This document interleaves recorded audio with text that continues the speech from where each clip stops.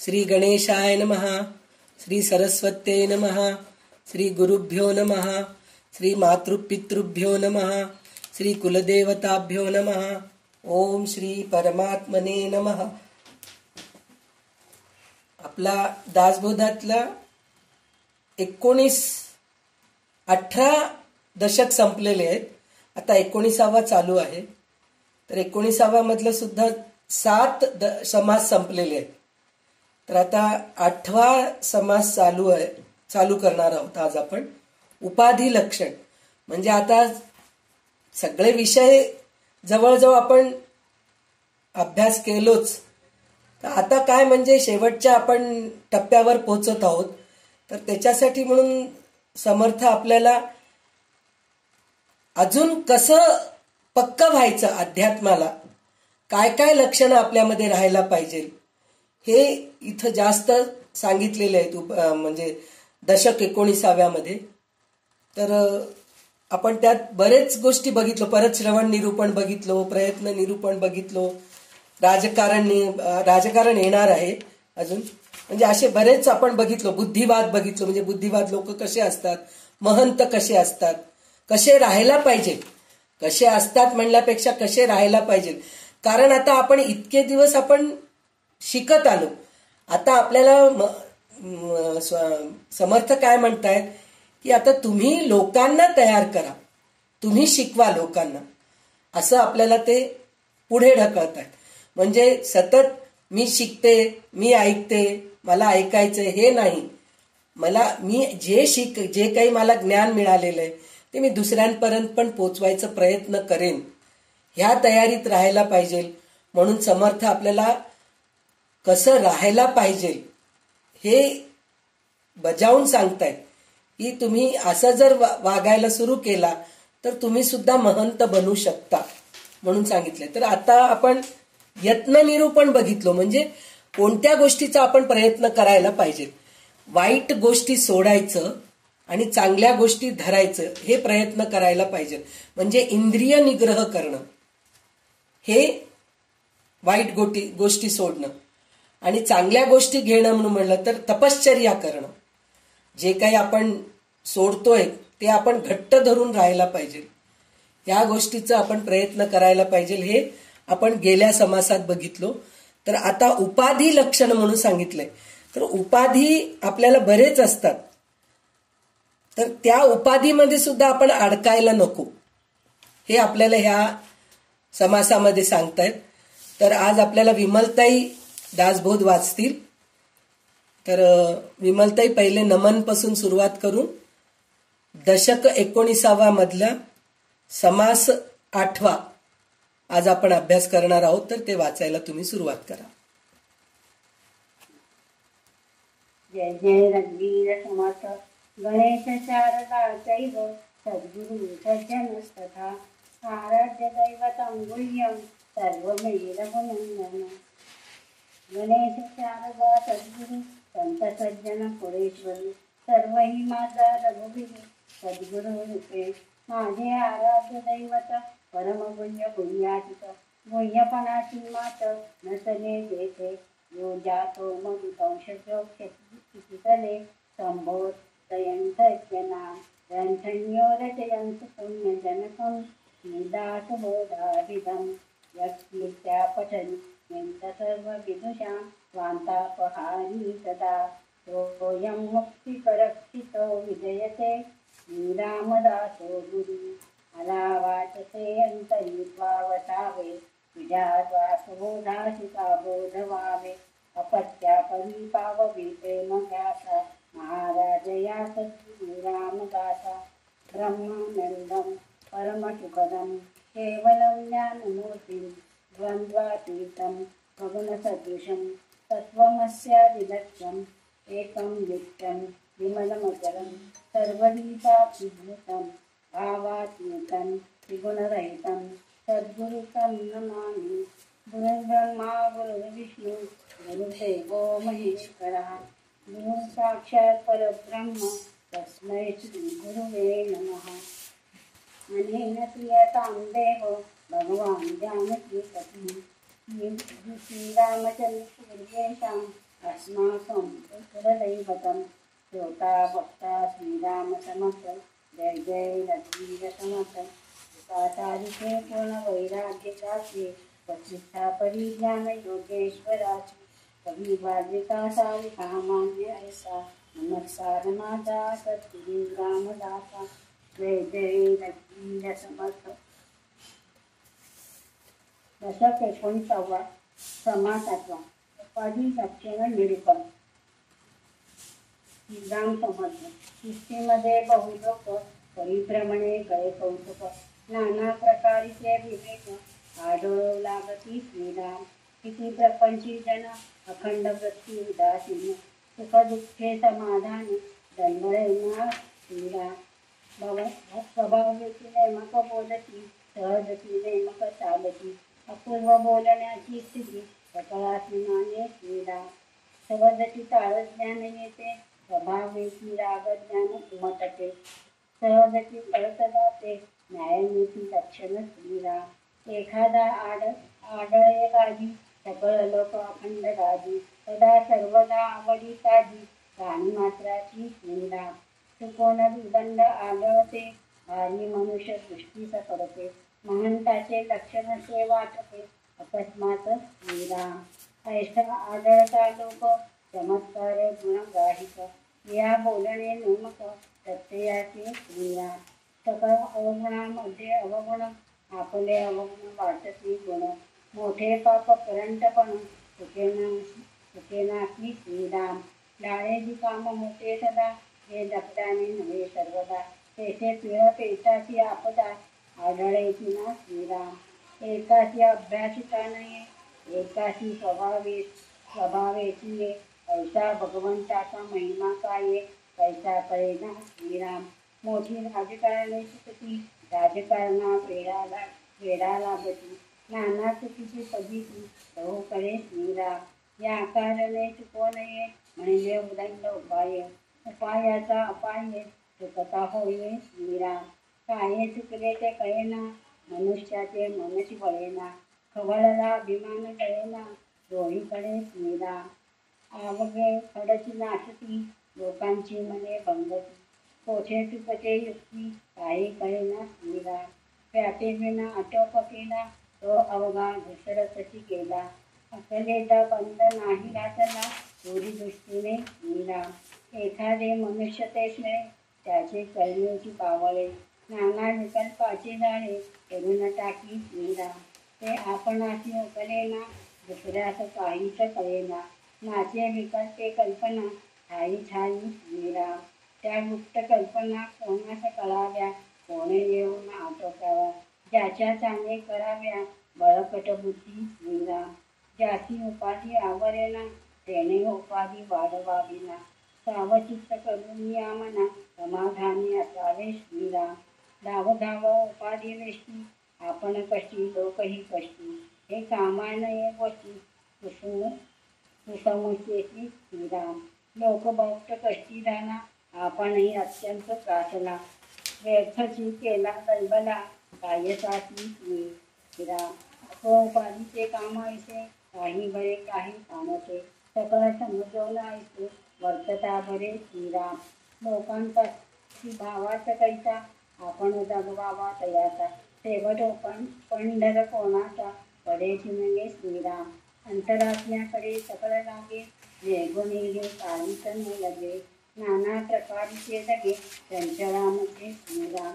शुद्ध विश्रांतीचे स्थळ हे एक निर्मळ निश्चळ तेथे विकरची सकळ निर्विकार होती श्रीराम. उद्वेगा उगे तुटोनी जाती मनाची वाटे विश्रांती ऐसे दुर्लभ परब्रह्मस्थिती विवेके सांभाळावी श्रीराम.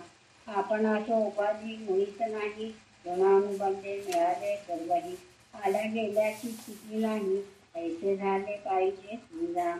जो उपाधीस कंटाळला तो निवांत होऊन बैसला आटोकेना तो गलबला कायसाची श्रीराम. काही गलबला काही निवळ ऐसा कंठित जावा काळ जेणेकरता विश्रांती वेळ आपणाची पावे श्रीराम. उपाधी काही राहत नाही समाधाना एवढे थोर नाही नरदेहे प्राप्त होत नाही क्षणक्षण श्रीराम. 31वी दासबोधे गुरुशिष्य संवादे उपाधी लक्षण निरूपण नाम समासात्वा संपन्न श्रीराम. तर आता आपण उपाधी लक्षण निरूपण बघणार आहोत. म्हणजे आतापर्यंत आपण सगळं जे बघितलो की नाही, प्रयत्न केलो, श्रवण केलो, महंत बनलो, हे सगळं आपण बघितलेलं आहे. तर आता उपाधी म्हणून जे आहे की नाही, उपाधी म्हणजे चांगलं वाईट दोन्ही असतं. उपाधी म्हणजे चांगल्या गोष्टीचंही उपाधी असतं, वाईट गोष्टीचं पण उपाधी असतं. तर आपण चांगल्या गोष्टीच्या उपाधीमध्ये राहायला पाहिजे, हे आपल्याला शिकायला पाहिजे. तर त्याच्यामध्ये काय आहे चांगल्या लोकांचं, म्हणजे चांगलं उपाधी म्हणजे काय, लोकसंग्रह करता यायला पाहिजे. ह्याच्यात महत्वाचं ते सांगितलेलं आहे.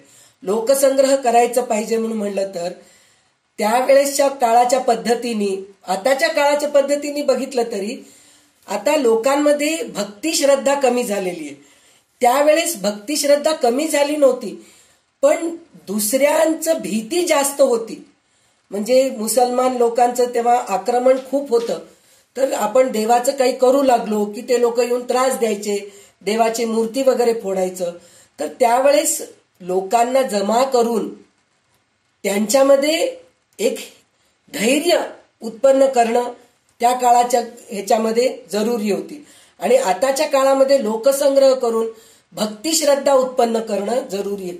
भक्ती श्रद्धा उत्पन्न करणं म्हणजे काय, म्हणजे आजकाल लोकांना वेळ नाही, हे खूप हे झालेलं आहे. आणि खरोखरच आहे, वेळ नाहीच आहे. प्रत्येक जण नोकरीमध्ये बिझी, बायका म्हणा, पुरुष म्हणा, पोरं बाळ सगळेजणी आपापल्या कामात व्यस्त आहेत. तर त्यांना वेळ नाहीये.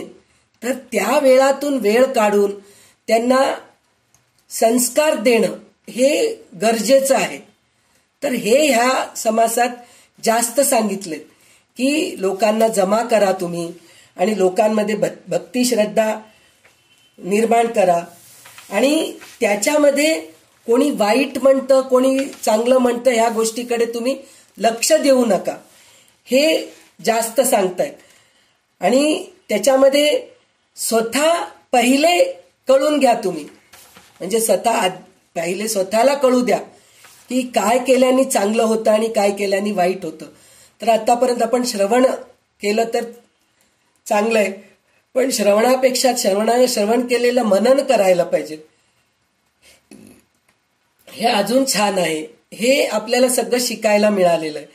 तर तसंच आता आपण जे काही श्रवण केलो ते आपण दुसऱ्यांना समजून सांगायचा प्रयत्न करा म्हणून सांगितलंय. तर त्याच्यामध्ये सुद्धा नुसतं अध्यात्मज्ञानच म्हणून म्हणत नाहीये.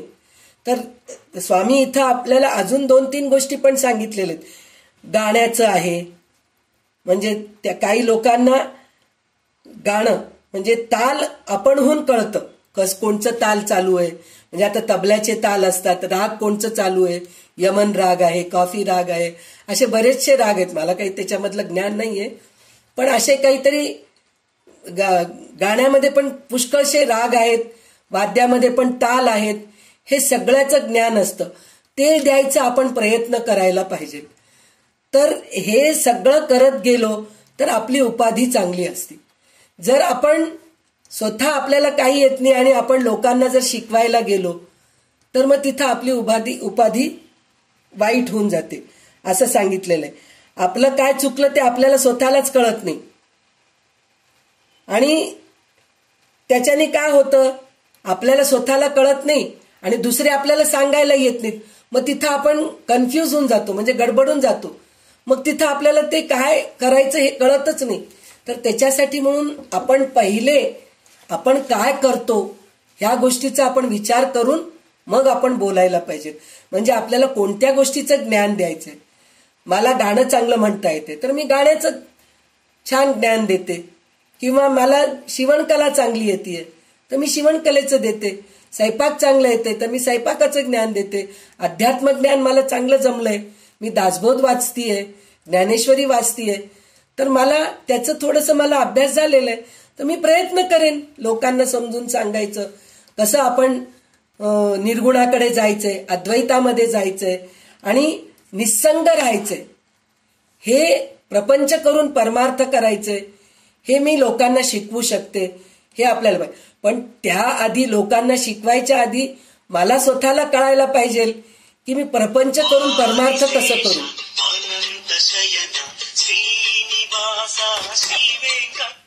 हॅलो, मी क्लासमध्ये. मी क्लासमध्ये.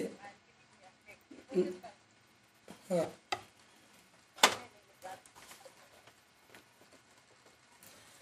तर हे कळून घ्यायला पाहिजे आपण, तरच आपण लोकांना शिकवू शकतो.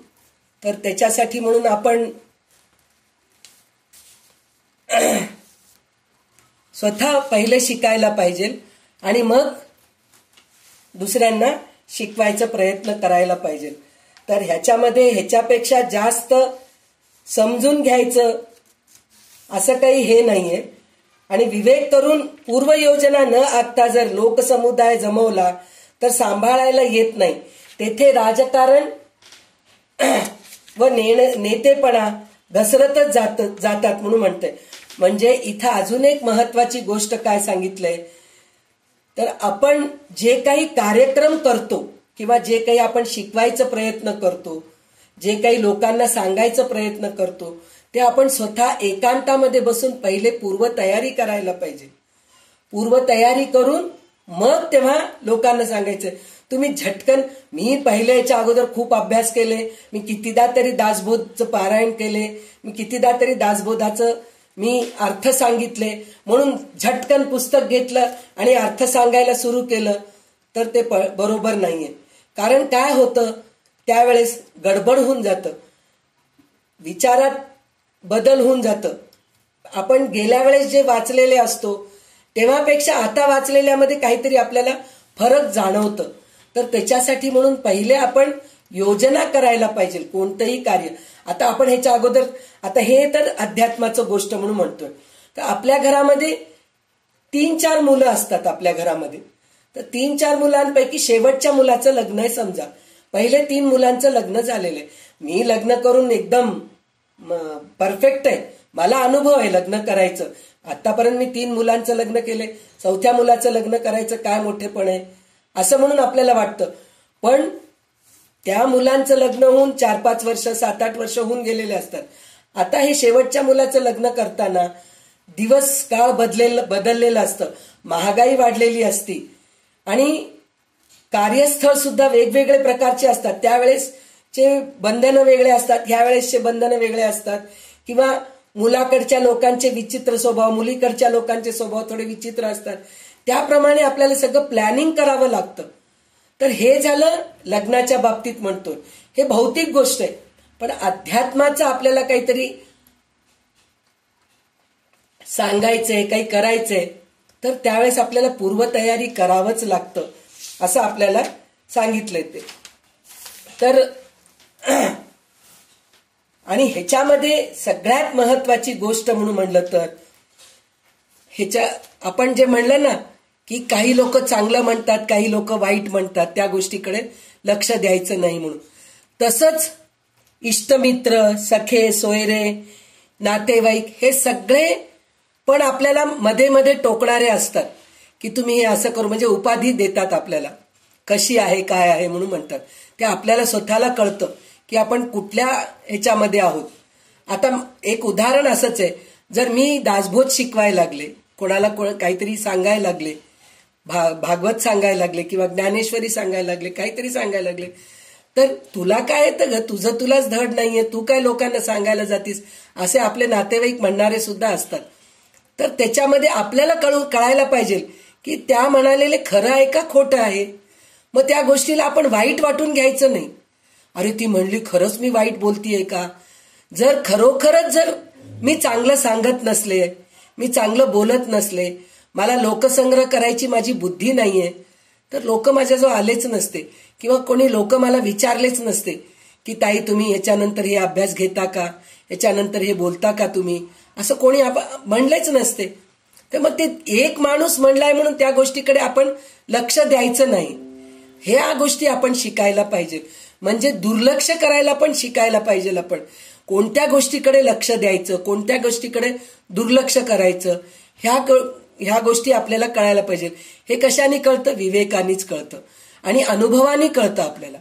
विवेक वापरून कळून घ्यायला पाहिजे की आपण करू लागलेलं बरोबर आहे किंवा चूक आहे हे कळायला पाहिजे. आणि हे अनुभव तर आपल्याला आहेच आहे की कोणतंही चांगलं कार्य करू लागलो आपण, कोणतं तरी एक मोठं कार्य करू लागलो तर त्याच्यामध्ये आपल्याला भेटणारे चांगले लोकही असतात, वाईट लोकही असतात. काही लोक आपल्याला चांगलं म्हणून एकदम हरभऱ्याच्या झाडावरही चढवतात आणि काही लोक एकदम आपल्याला खाली ढकलून देतात, एकदम डोंगरावरून ढकलून देतात आपल्याला, काही तुला अक्कल नाही म्हणल्यासारखं. असेही लोक असतात. पण त्या दोघांमध्ये आपण काय आहोत हे आपण आपलं विवेकाने ओळखायला पाहिजे. आणि हे सगळे सोयरे हे सगळे जे आहेत की नाही, इष्टमित्र म्हणा, हे सगळे जे आहेत ना, सगळे ह्या जन्मापुरतच आहेत. पुढच्या जन्मी ते आपल्या सोबत राहतात याची काही गॅरंटी नाही. पुढच्या जन्मीचं सोडा, ह्या जन्मीच. आता मी हैदराबादमध्ये होते इतके वर्ष, 50 वर्ष मी हैदराबादमध्ये होते. 10 वर्षापासून हैदराबाद सोडल्यासारखंच आहे, जाणं येणं चालू आहे. तर तिकडचे लोक मला धरून राहावं ह्याचं काही गरज नाहीये. त्यांचं ते तिकडं आनंदात आहेत, माझे मी इथं आनंदात. त्याचे मला सगळे विसरले किंवा संध्याताई तुम्ही सगळे आम्हाला विसरलात असं जरी म्हणलं तरी माझ्या मनाला माहित आहे कोण विसरले आणि मी स्वतः विसरले का, हे माझ्या मनाला मला माहित आहे. लोक म्हणले म्हणून त्या गोष्टीकडे लक्ष द्यायची गरज नाहीये. हे आपल्याला लक्षात ठेवायचंय की हे कोणीही शेवटपर्यंत आपल्याला साथ देणार नाहीयेत. साथ देणार नाहीत म्हणून म्हणलं तर साथ देत नाहीत असं काही नाहीये, पण कोणीही शाश्वत नाहीयेत हे आपण लक्षात ठेवायला पाहिजे.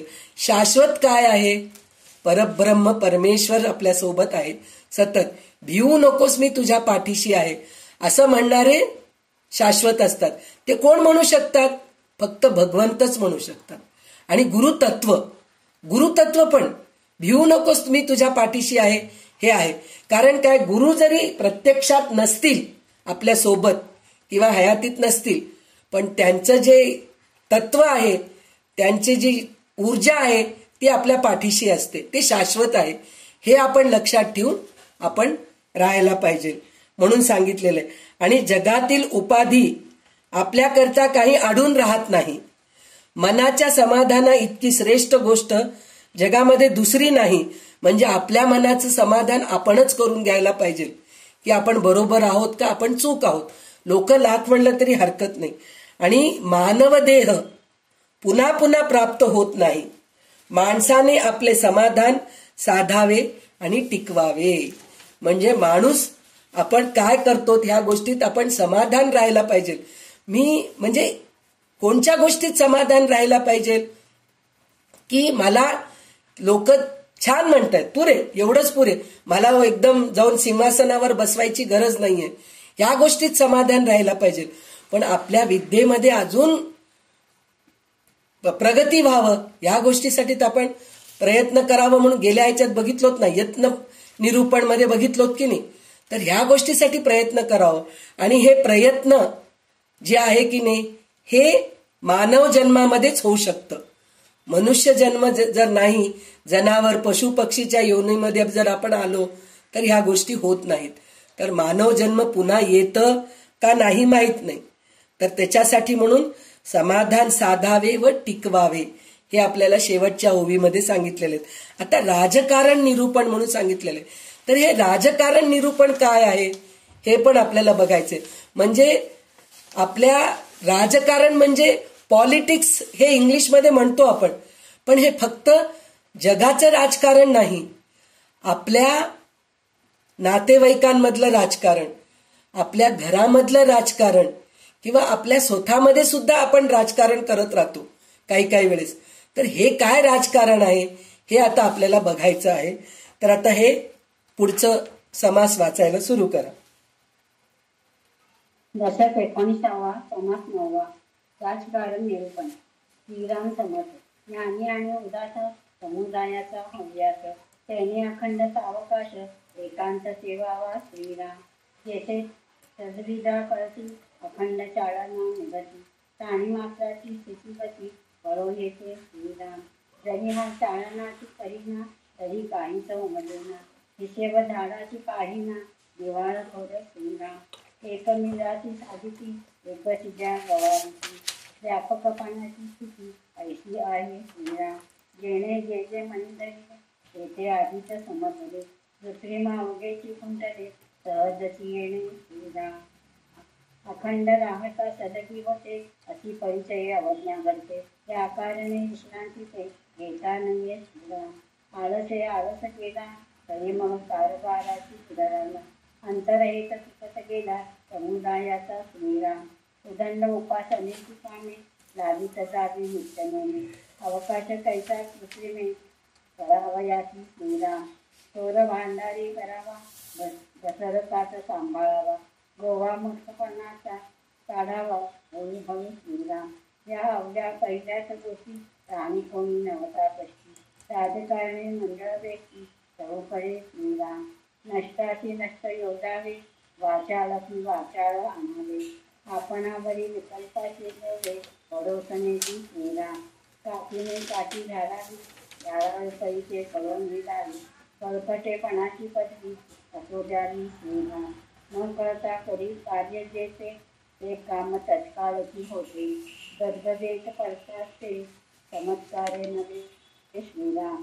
ऐकोनी आवडी लागावी देखोनी बळकटीची वावी सलगीने आपली पदवी लेखकामध्ये श्रीराम.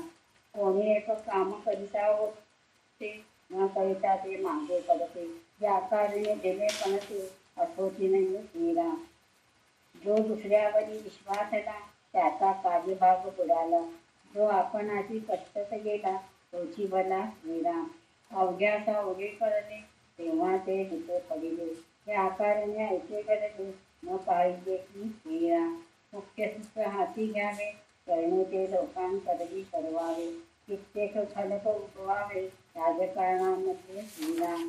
बोलते पहिलवान कळकटे प्रयासीच घ्यावे धरे दुर्जने राजकारण टाटे ऐसे न करावे श्रीराम.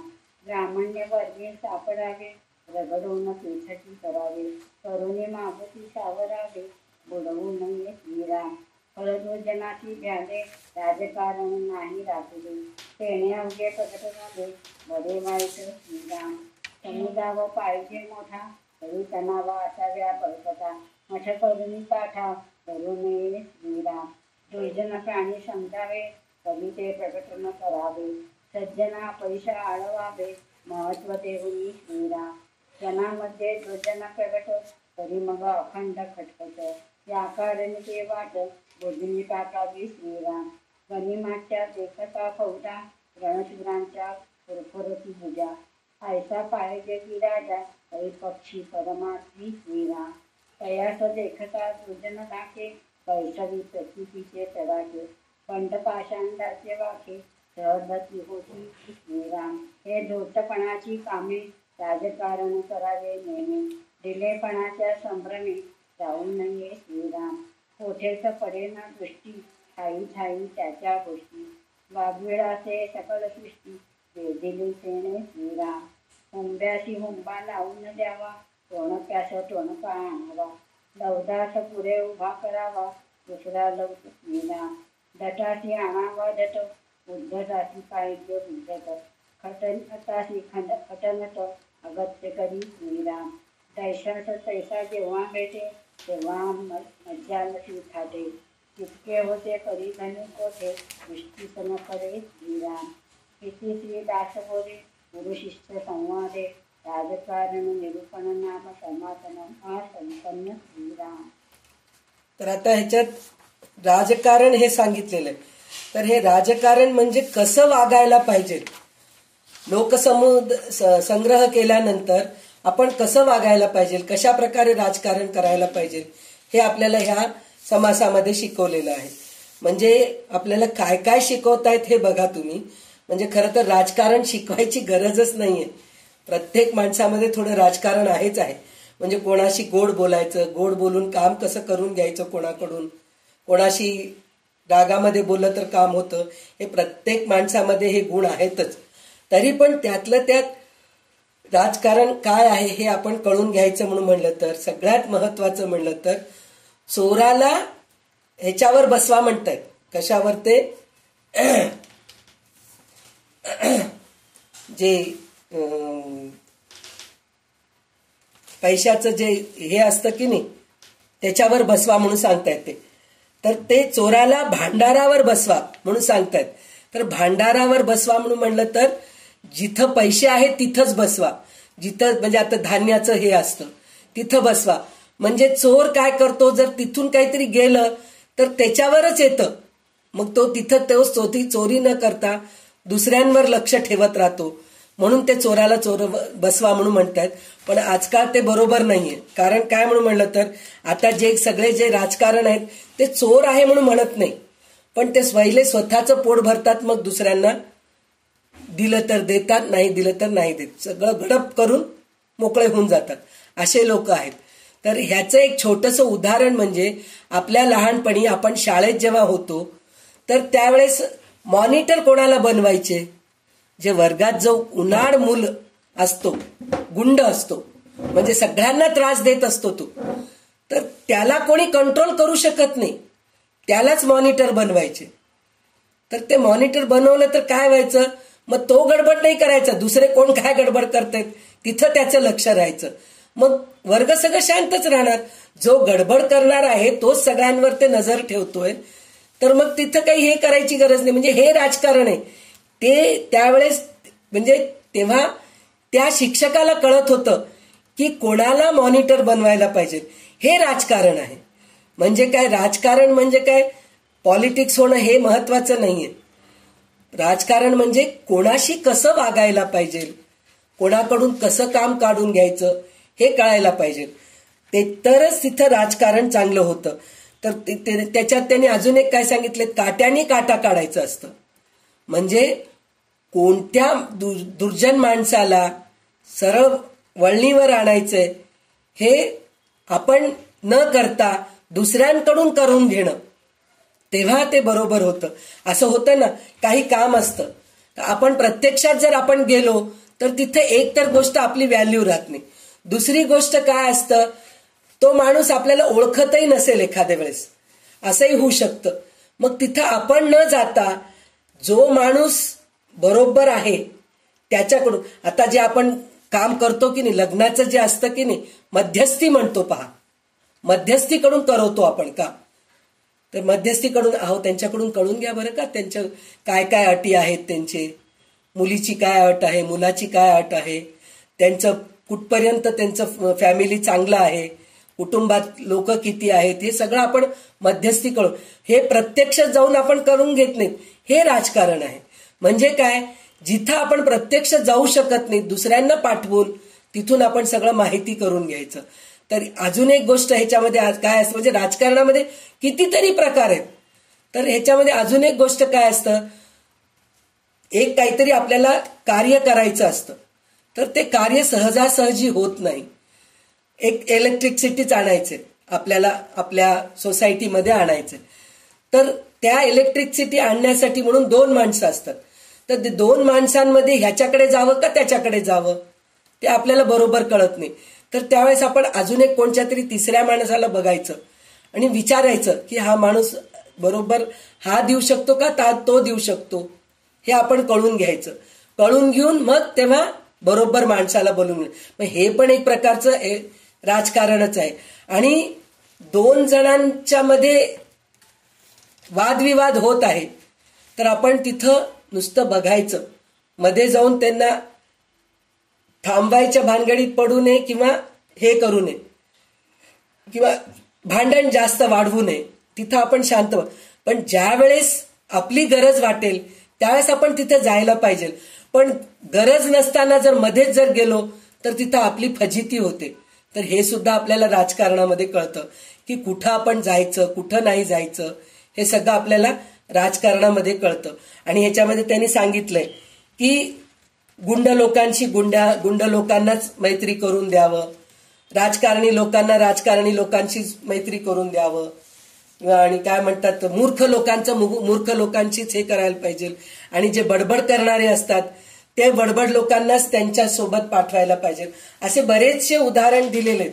म्हणजे हे सगळं आपण विवेकाने ओळखायला पाहिजे. या सगळ्या गोष्टी आपण कुठपर्यंत जायचंय, कुठपर्यंत जायचं नाही.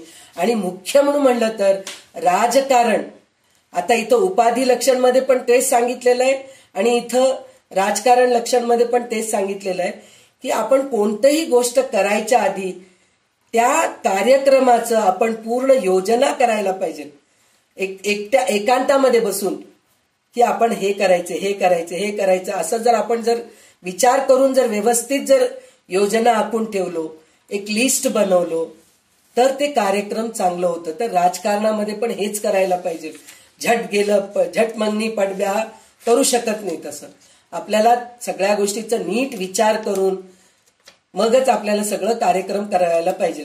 आता आपण राजकारण म्हणून म्हणलो, आपल्याला एक मी मुख्य आहे, एक काहीतरी कार्यक्रम करायचा आहे आपल्याला, तर मी पुढाकार घेतले मी फक्त, पण प्रत्यक्ष कार्य मी करत नाहीये, फक्त मी पुढाकार घेतलीये. तेव्हा आपण सगळं जे विचार करायचं, ह्यांच्याकडे गेलं, उषाकडे गेलं तर माझं हे काम होतं, विजूकडे गेलं तर हे काम होतं, अंजलीताईकडे गेलं तर माझं हे काम होतं, भारतीताईकडे गेलं तर माझं हे काम होतं. हे सगळं आपल्याला एकदम एकांतामध्ये बसून हे सगळं विचार करायला पाहिजे. विचार करून मग त्यांना ते काम द्यायला पाहिजे. तू हे काम कर, तू हे काम कर, तू ते काम कर, असं करून आपण बाजूला राहायला पाहिजे. कारण काय, म्हणजे आपण मेन आहोत. म्हणजे काहीतरी कोणाचं चुकलं तर आपण लक्ष देणार आहोत तिकडं. जर आपणच स्वतः कामामध्ये अडकून राहिलो तर आपल्याला दुसऱ्याकडे लक्ष देता येत नाही. तर हे राजकारण आहे. म्हणजे म्हणतात ना, हो मोठं तो करतो हो म्हणतात. आता एक उदाहरणच आहे, आज आपल्या मीनाताई 25 वर्ष दासबोधाचा कार्यक्रम तुळजाभवन मध्ये इतक्या सुंदर प्रकारे हे करत होते, स्वतःही झटत होते, नाही म्हणून नाही. पण लोक त्यांना काय म्हणायचे, ती काय हो बसल्या ठिकाणी सगळ्यांना ऑर्डर सोडती, ती स्वतः काही करती काय, काहीच करत नाही, असं म्हणून त्यांना नावं ठेवायचे. पण एक कार्यक्रम 7 दिवसाचं 7-8 दिवसाचं चांगल्यापैकी काम व्हायचं, दासबोधाचं पारायण व्हायचं, तिथं शेकडो लोक जेवायचे रोज, आणि शेवटच्या दिवशी तर हजारो लोक जेवायचे. तेवढं धान्य गोळा करायचं, भिक्षा मागून आणायचं, मग तितक्या प्रवचनकर्त्यांना बोलवायचं, कीर्तनकारांना बोलवायचं, दासबोध पठण करणाऱ्यांचे वेगळे हे असतात. मग नंतर शेवटच्या दिवशी पूजा करायची असती, रामाचा अभिषेक वगैरे करायचा असतं, सकाळी काकडारती करायची असती, शेजारती करायची असती, हे उपासना करायचं असतो. हे सगळं कार्यक्रम ते व्यवस्थित पार पाडायचे. पण त्याच्यामध्ये कामाला झटणारे कितीतरी लोक होते, पण ते सांगकामी होते. मीनाताई हे काम सांगितले, मी हे काम करतेय, बस, ह्याच्या व्यतिरिक्त मला काही माहित नाही, असं तिथं व्हायचं. तर तिथं मीनाताई मोठे पुढारी आहेत ते, तर त्यांना ते राजकारण माहित आहे, कोणाशी कसं बोललं तर कसं कार्य होतं. काही लोकांना रागवायचे, यायचं नाही तुम्ही ह्या कामामध्ये तुम्ही मध्ये पडायचं नाही. मग लोकांना वाटायचं कसं बोलतात पा उद्धटासारखं, असं म्हणून त्यांना वाटायचं. पण ते तसं वागले, तसं केले, म्हणून आज एवढं मोठं कार्यक्रम उभा राहिलं. हे एक छोटं उदाहरण आहे, हैदराबादमध्ये झालेलं दासबोध पारायणाचं एक उदाहरण आहे. असे कितीतरी कार्यक्रम होत असतात. तर त्या कार्यक्रमामध्ये प्रत्येक कितीतरी मोठे मोठे पंडाल उभे राहतात हो, भागवत असतं, प्रवचन असतं, हजारो लोक येऊन प्रवचन ऐकून जातात. मग त्या लोकांची खुर्च्यांची व्यवस्था करा, पाऊस पडलं तर कसं करायचं, हे सगळं एक माणूस करू शकतो का, नाही करू शकत. पण तो एक माणूस सगळं काही बघू शकतो, सगळ्यांना नेमू शकतो, तू हे काम कर, तू ते काम कर, तू ते काम कर. तर हे राजकारण आहे. तर राजकारण म्हणून म्हणलं तर लोकांना काय वाटतंय, हे की हे जे समाजाचं जे राजकारण आहे ते राजकारण समजतात, ते राजकारण नाही.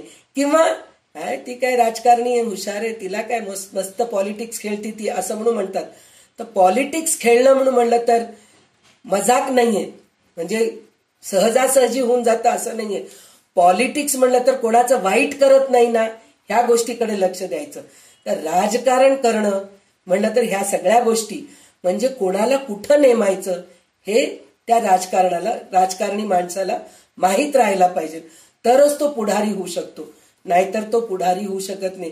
आला गेला बसला, पैसे खाण्यासाठी म्हणून पुढारी झाला तर काही उपयोग नाही. आता एखादे लोक करतात, मी भागवत सप्ताह करतो हो, सामूहिक चार लोकांना बोलावून करतो, मग त्याच्यासाठी म्हणून भिक्षा मागायला जातात, पावती फाडतात, मग धान्य मिळतं त्यांना, सगळं काही मिळतं. सगळं काही मिळाल्यानंतर मग स्वतःच्या घरचे एक 6 महिन्याचं धान्य बाजूला काढून ठेवा, पैसे बँकेत घालून टाका, मग उरलेलं नाही हो काही जास्त आलं नाही आम्हाला पैसे, आम्ही काही करू शकत नाहीत.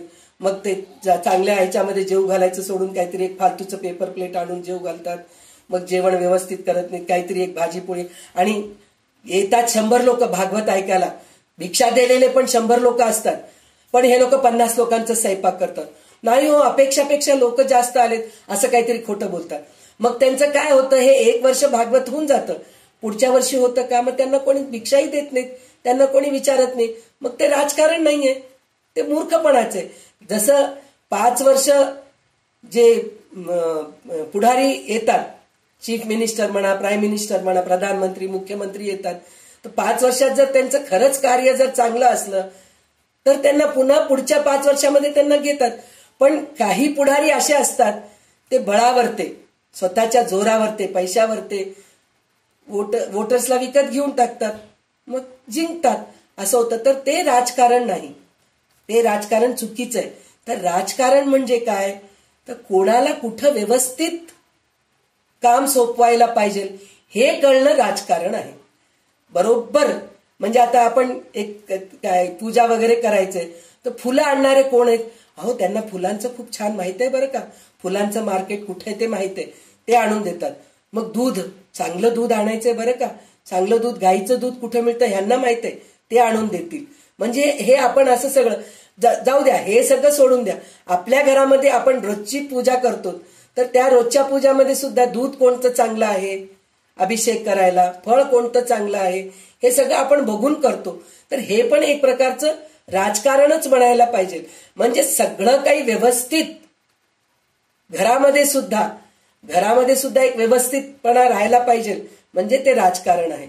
एक घरात मोठा माणूस आहे, तर त्याला जर सगळं म्हणतात ना, ते आजोबा असेपर्यंत ना ते घर छान टिकून राहिलं हो. ते आजोबा आणि आजी गेले, सगळं घर विस्कटलं पहा. म्हणजे त्या आजोबांना राजकारण करणं जमत होतं, व्यवस्थित जमत होतं. म्हणजे कोणत्या मुलाला कोणतं काम द्यायला पाहिजे हे त्यांना कळत होतं, कोणत्या भावाला कोणतं काम द्यायला पाहिजे ह्या त्यांना कळत होतं. म्हणून ते घर विस्कटलं नव्हतं इतकं दिवस. पण ते आजी आजोबा गेल्यानंतर घर विस्कटलं. याचं कारण असं आहे, त्याच्यानंतर त्यांच्यासारखं राजकारण कोणाला करता आलं नाही, म्हणून घर विस्कटलं. तर ह्या समासाचा अर्थ हेच आहे की राजकारण म्हणजे व्यवस्थित माणसाला ओळखून आपण कार्य द्यायला पाहिजे, त्यांना ते काम सोपवायला पाहिजे, हे खरं राजकारण आहे. हे आपल्याला ह्या राजकारणामध्ये शिकायला मिळतं. तर हे फक्त मोठे पुढारी लोकच करू शकतात असं नाही, आपण सुद्धा करू शकतो ह्याच गोष्टी, राजकारण करू शकतो. कसं काय म्हणून म्हणलं तर, आपण सुद्धा एक काहीतरी कार्य करायचंय तर आपण सगळ्या गोष्टीकडे लक्ष द्यायला पाहिजे. राजकारणामध्ये एकच गोष्ट आहे की सगळ्यांकडे नीट लक्ष देऊन पाहायला पाहिजे, म्हणजे कोण कसा आहे हे ओळखता यायला पाहिजे, ते खरं राजकारण आहे. तर ते ओळखून मग तसं त्यांच्याकडून ते काम घेता आलं तर तिथं तुमचं ते राजकारण व्यवस्थित होतं आणि कार्यक्रम पण व्यवस्थित पार पडतं. तर इथं आपल्याला हे राजकारणामध्ये हे शिकायला मिळालं. आणि आता ह्या दशकातलं शेवटचं समाज जे आहे, पुन्हा इथं आपल्याला विवेक कसं वापरायचं हे आपल्याला शिकवतायत. कारण विवेकाशिवाय काहीही होत नाही, विवेक मिळालं की वैराग्य होतं. तर हे विवेक काय आहे, विवेक लक्षण काय आहे हे सुद्धा आता आपण बघूया. तर आता विमलताई वाचा तुम्ही. दशक 19वा संबंधावा विवेक लक्षण निरूपण. श्रीराम समर्थ. जेथे अखंड नाना चारणा, जेथे अखंड नाना धारणा, जेथे अखंड राजकारणा, ज्ञानती सृष्टीमध्ये उत्तम बळ, तिथे चाली निरूपणा वेळा क्षण कामानाही त्याच्या अशंका प्रत्युत्तरे, कोण खोटे कोण खरे, नाना वक्तृत्वे शास्त्राधारे, नाना चर्चा श्रीराम. भक्ती मार्ग विशद कळे, उपासना मार्ग आकळे, ज्ञान विचार निवळे, अंतर्यामी श्रीराम. वैराग्याची बहुआवडी, उदास वृत्तीची गोडी, उदंड उपाधी तरी सोडी लागोत नेदी श्रीराम. प्रबंधाची पाठांतरे उत्तराची संगीत उत्तरे नेमक बोधता अंतरे निवाबी सकळांची श्रीराम. आवडी लागली बहुजना तेथे कोणाचे काही चालेना. दळवट पांडेला हनुमाना येईल कैसा श्रीराम. उपासना करून या पुढे पुरविले पाहिजे चौकडे. भूमंडळी जिकडे तिकडे जानती तया श्रीराम. जानती तरी आढळेना भाव करीतो ते कळेना. नाना देशीचे लोकनाना येऊन जाती श्रीराम. चिचुक्यांची अंतरे धरावी वेगळे विचारे भरावी. पळवू कडी वरावी अंतःकरणे श्रीराम. किती लवकते म्हणा किती संगीतावं आचरेना. सकळ लोक श्रवण मनना मध्ये घाली श्रीराम. थोड समजाविषयी करणे गद्य पद्य सांगणे. परांतराची राखणे सर्व काळ श्रीराम. ऐसा ज्याचा दंडक अखंड पाहणे विवेक. सावधा पुढे अविवेक येईल कैसा श्रीराम. जितुके काही आपणाची ठावे तितुके हळूहळू शिकवावे. शहाणे करून सोडावे बहुत जन श्रीराम. परोपरी शिकवणे आडू नका सांगत जाणे. निवळ करून सोडणे निष्पुहासी श्रीराम. होईल ते आपण करावे न होता जना करवी करवावे. भगवत जन राहावे हा धर्म नव्हे श्रीराम. आपण करावे करवावे आपण विवरावे विवरवावे. आपण धरावे धरवावे भजन मार्गाची श्रीराम. जुन्या लोकांचा कंटाळा आला तरी नूतन प्रांत पाहिजे तरीला. चिचुके होईल चिचक्याला आळस करू नये श्रीराम. ध्येयाचा अभ्यास बुडाला म्हणजे मांत बुडाला. लागे वेगे नूतन लोकाला शहाणे करावे श्रीराम. उपाधीचा सापडू नये उपाधीचं कंटाळू नये. निष्ठुरपणा कामा नये कोणी एके विषयी श्रीराम. काम नाचणार नाचते आपण वेळे उगीच पाहते. आळशी डोळ्यात निघते काय करू जाणे श्रीराम. धकाधकीचा मामला पैसा बरे असताना. नाना बुद्धी शकताला म्हणून कराव्या श्रीराम. व्याप होईल तो राहावे व्याप राहता उठून जावे. आनंद रूप फिरावे कोठे तरी श्रीराम.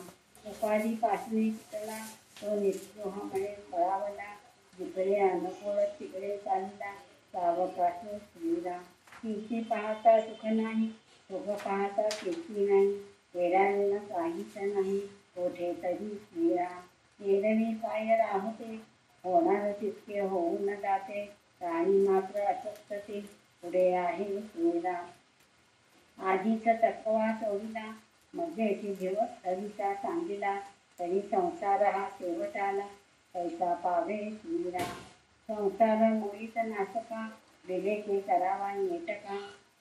नेटका पैसा फिका होत जातो श्रीराम. ऐसा याचा जिनसाना पाहता कळू येते मना. परंतु धीर सांगवाना कोण येते श्रीराम.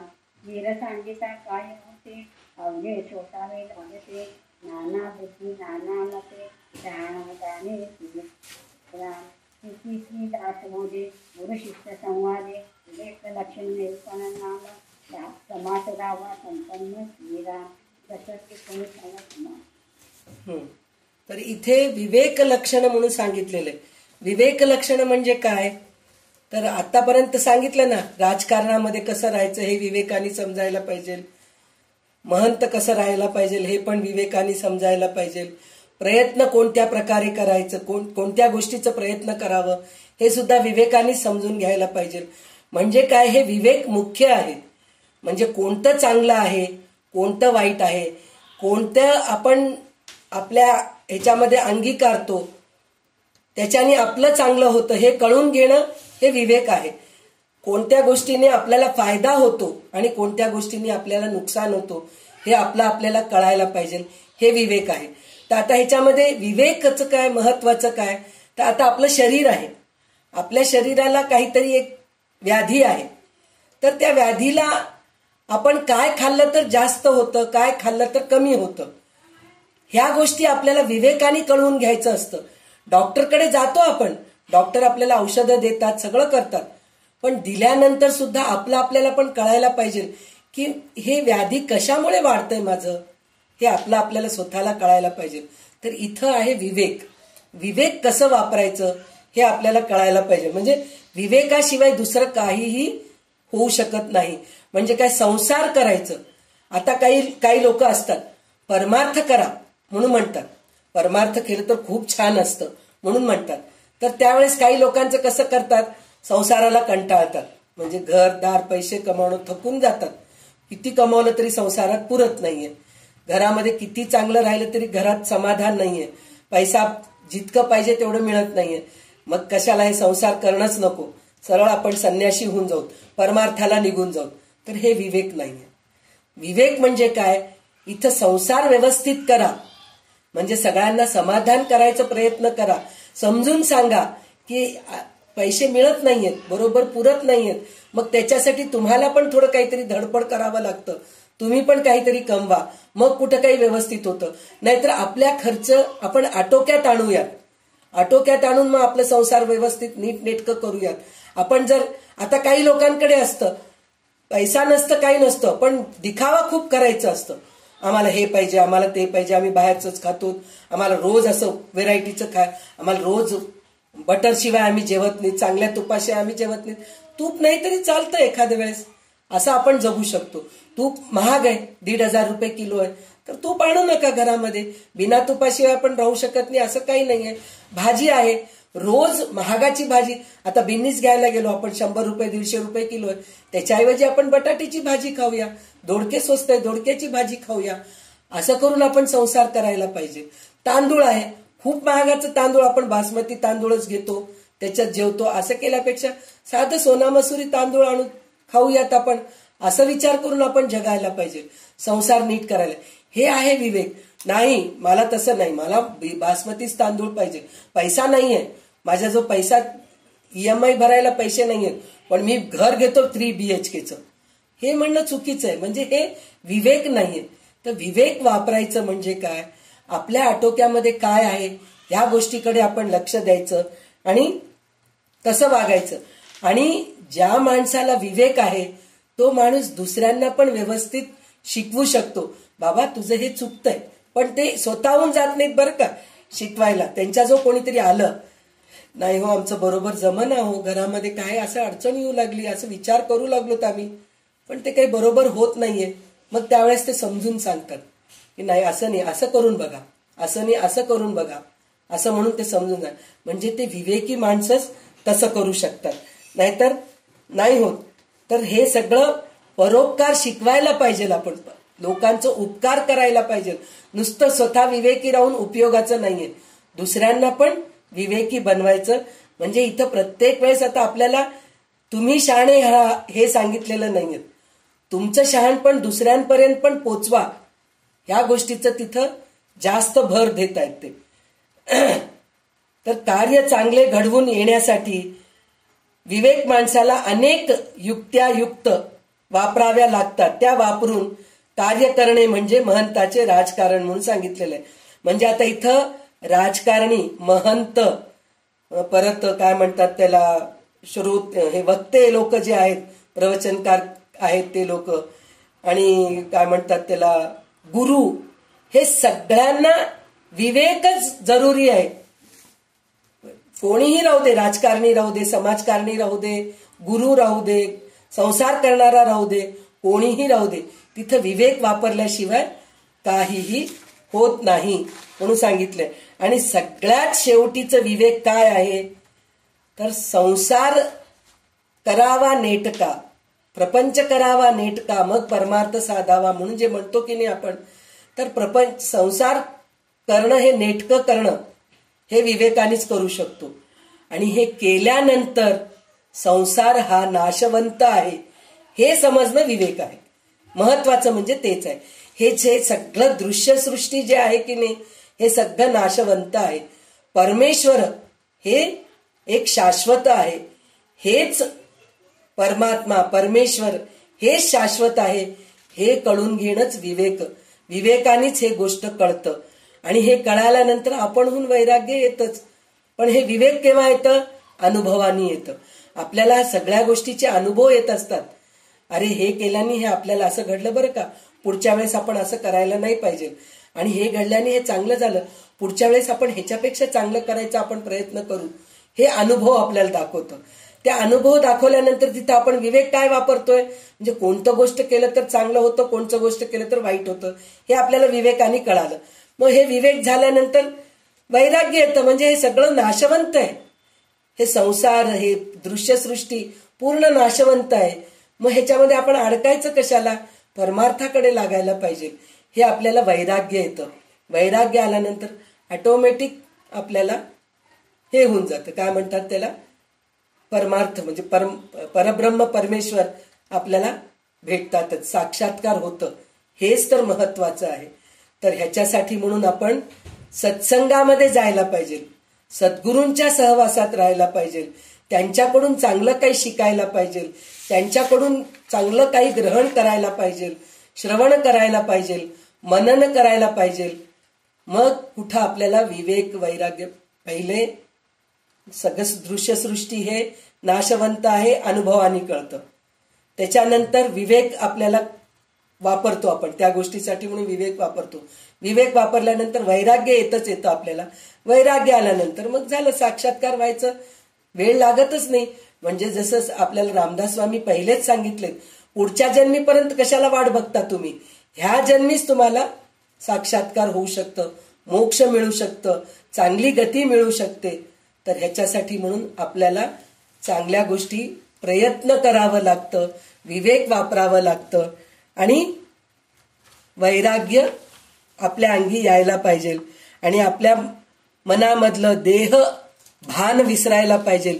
मी देह आहे या गोष्टीचं दुर्लक्ष करायला पाहिजे. मी आत्मा आहे, मीच परब्रह्म आहे, हे आपण कळून घ्यायला पाहिजे. म्हणजे मीच परब्रह्म आहे, मीच आत्मा आहे, अहम ब्रह्मास्मी म्हणून जे म्हणतात की नाही, महावाक्य आहे, तत्वमसी, अहम ब्रह्मास्मी, हे सगळं महावाक्य आहेत. तर हे कशामुळे, म्हणजे मीच सगळ्यात मोठा आहे, मीच देव आहे, हे अहंकाराने नाही, मीच देव आहे म्हणून जर आपण राहिलो तर आपण सगळ्यांमध्ये देव आहे हे बघू शकतो, आणि सगळ्यांना आपल्यासारखं आपण वागवू शकतो. हे अहम ब्रह्मास्मी तत्वमसीचं हे आपल्याला शिकवण मिळतं. म्हणजे काय, सगळ्यामध्ये परब्रह्म भरलेलं आहे, दगडामध्ये, धोंड्यामध्ये, पाण्यामध्ये, मातीमध्ये, झाडामध्ये, सगळ्यामध्ये, किड्यामध्ये, मकोड्यामध्ये. जर किडे आपल्या पायाखाली आलं, चुकून आलं आपल्या पायामध्ये आणि मरून गेलं, तर आपल्याला तेव्हा लगेच असं वाटतं, अरे रे, त्याला मुक्ती मिळाली आपल्या पायाखाली येऊन, पण मी पाय द्यायचं नव्हतो, असं. म्हणजे त्या किड्यातून त्याला आपण हे मुक्त केलो, किडा या जन्मामधून त्याला मुक्त केलो, पण आपल्या हातून चूक झाली आहे, एकाचा आपण मारलो, एकाला मारलो, ही जाणीव होणं हेच विवेक आहे. हे विवेकाने आपण कळून घ्यायला पाहिजे. तर हे सगळं विवेक आल्यानंतर भक्ती, ज्ञान, वैराग्य हे सगळं आपल्याला मिळून जातं. तर ते आपल्याला मिळतं, हे भक्ती, ज्ञान, वैराग्य मिळतं, पण ते दुसऱ्यांना पण देता यायला पाहिजे. भक्ती म्हणजे काय हे शिकवायला यायला पाहिजे, ज्ञान म्हणजे काय हे शिकवायला यायला पाहिजे, वैराग्य म्हणजे काय हे शिकवायला यायला पाहिजे. हे सगळं आपल्याला रामदास स्वामी ह्याच्यामध्ये सांगितलेले आहेत. तर त्याच्यामध्ये काय म्हणलेले आहेत त्यांनी, लोकांना तो माहीत असला तरी फारशा दृष्टीच पडत नाही. जो विवेकी माणूस असतो की नाही, तो त्याला सगळे ओळखतात, पण तो स्वतः चार लोकांमध्ये सतत हिंडत नाही. तो पाहिजे असं सगळ्यांना वाटत असतं, पडत नाही. तो काय करतो ते कळत नाही. अनेक देशातील अनेक लोक त्याच्याकडे येऊन जातात, म्हणजे देशाचं गोष्ट बोलतोय. पण आपल्या संसारामध्ये सुद्धा प्रत्येक जण, काकूची मुलगी म्हणा, काकू, मामी, आत्या, आजी, हे सगळे जणी जे असतात की नाही, ते लोक येतात, विचारायला येतात. जो विवेकी माणूस असतो की नाही, त्याच्याजवळ, नाही हो, आम्ही हे कार्य करावं म्हणून विचार करतोय, तुम्ही थोडे आम्हाला सल्ला द्या ना, कसं करायचं, हे असं विचारायला येतात. ते भेटायला येणाऱ्या अशा सगळ्यांचे अंतःकरण आपले करून घ्यावं. कोण? विवेकी माणूस. त्याचे अंतरंग विचाराने व विवेकाने भरून टाकावे. त्याच्यापैकी जे एकांतिक वृत्तीचे असतात त्यांचे अंतःकरण केवळ विवेकाने समतोल बनवावे. म्हणजे काही लोक असतात पहा, त्यांना कोणाची गरज नाही असं वाटत असतं त्यांना, पण त्यांना सुद्धा समजून सांगायला पाहिजे की नाही, असं वागून चालत नाही, मला कोणाची गरज नाही असं म्हणून चालत नाही. तू 4 लोकांशी जमून राहा, व्यवस्थित राहा, तर उद्या तुला काहीतरी गरज पडली तर तुझ्यासाठी 4 लोक धावून येतील. हे त्याला समजून सांगायला पाहिजे. त्याला भेटायला किती लोक येतात त्याची गणती नसते, त्याच्या अनुयायांच्या संख्येची कल्पना येत नाही, पण झाडून सर्वांना तो श्रवण मननाचा मार्ग शिकवतो, त्यांना श्रवण मनन करायला पात्र करतो.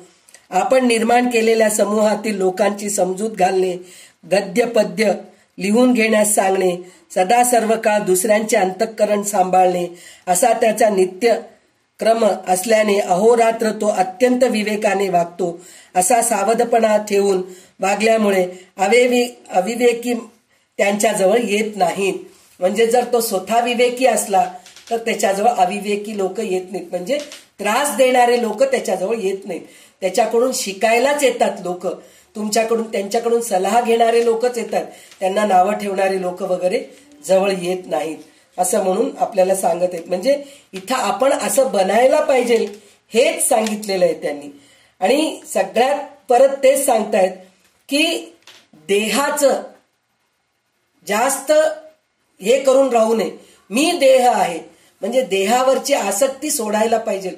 देहावरच आपलं लक्ष जास्त असतं. मला भूक लागली, मला झोप येतेय, मला सिनेमा बघावं वाटतंय, मला बाहेर फिरायला जायला आवडतंय, मला चांगले कपडे घालायला आवडतं, ह्या गोष्टीकडेच आपलं जास्त लक्ष राहतं.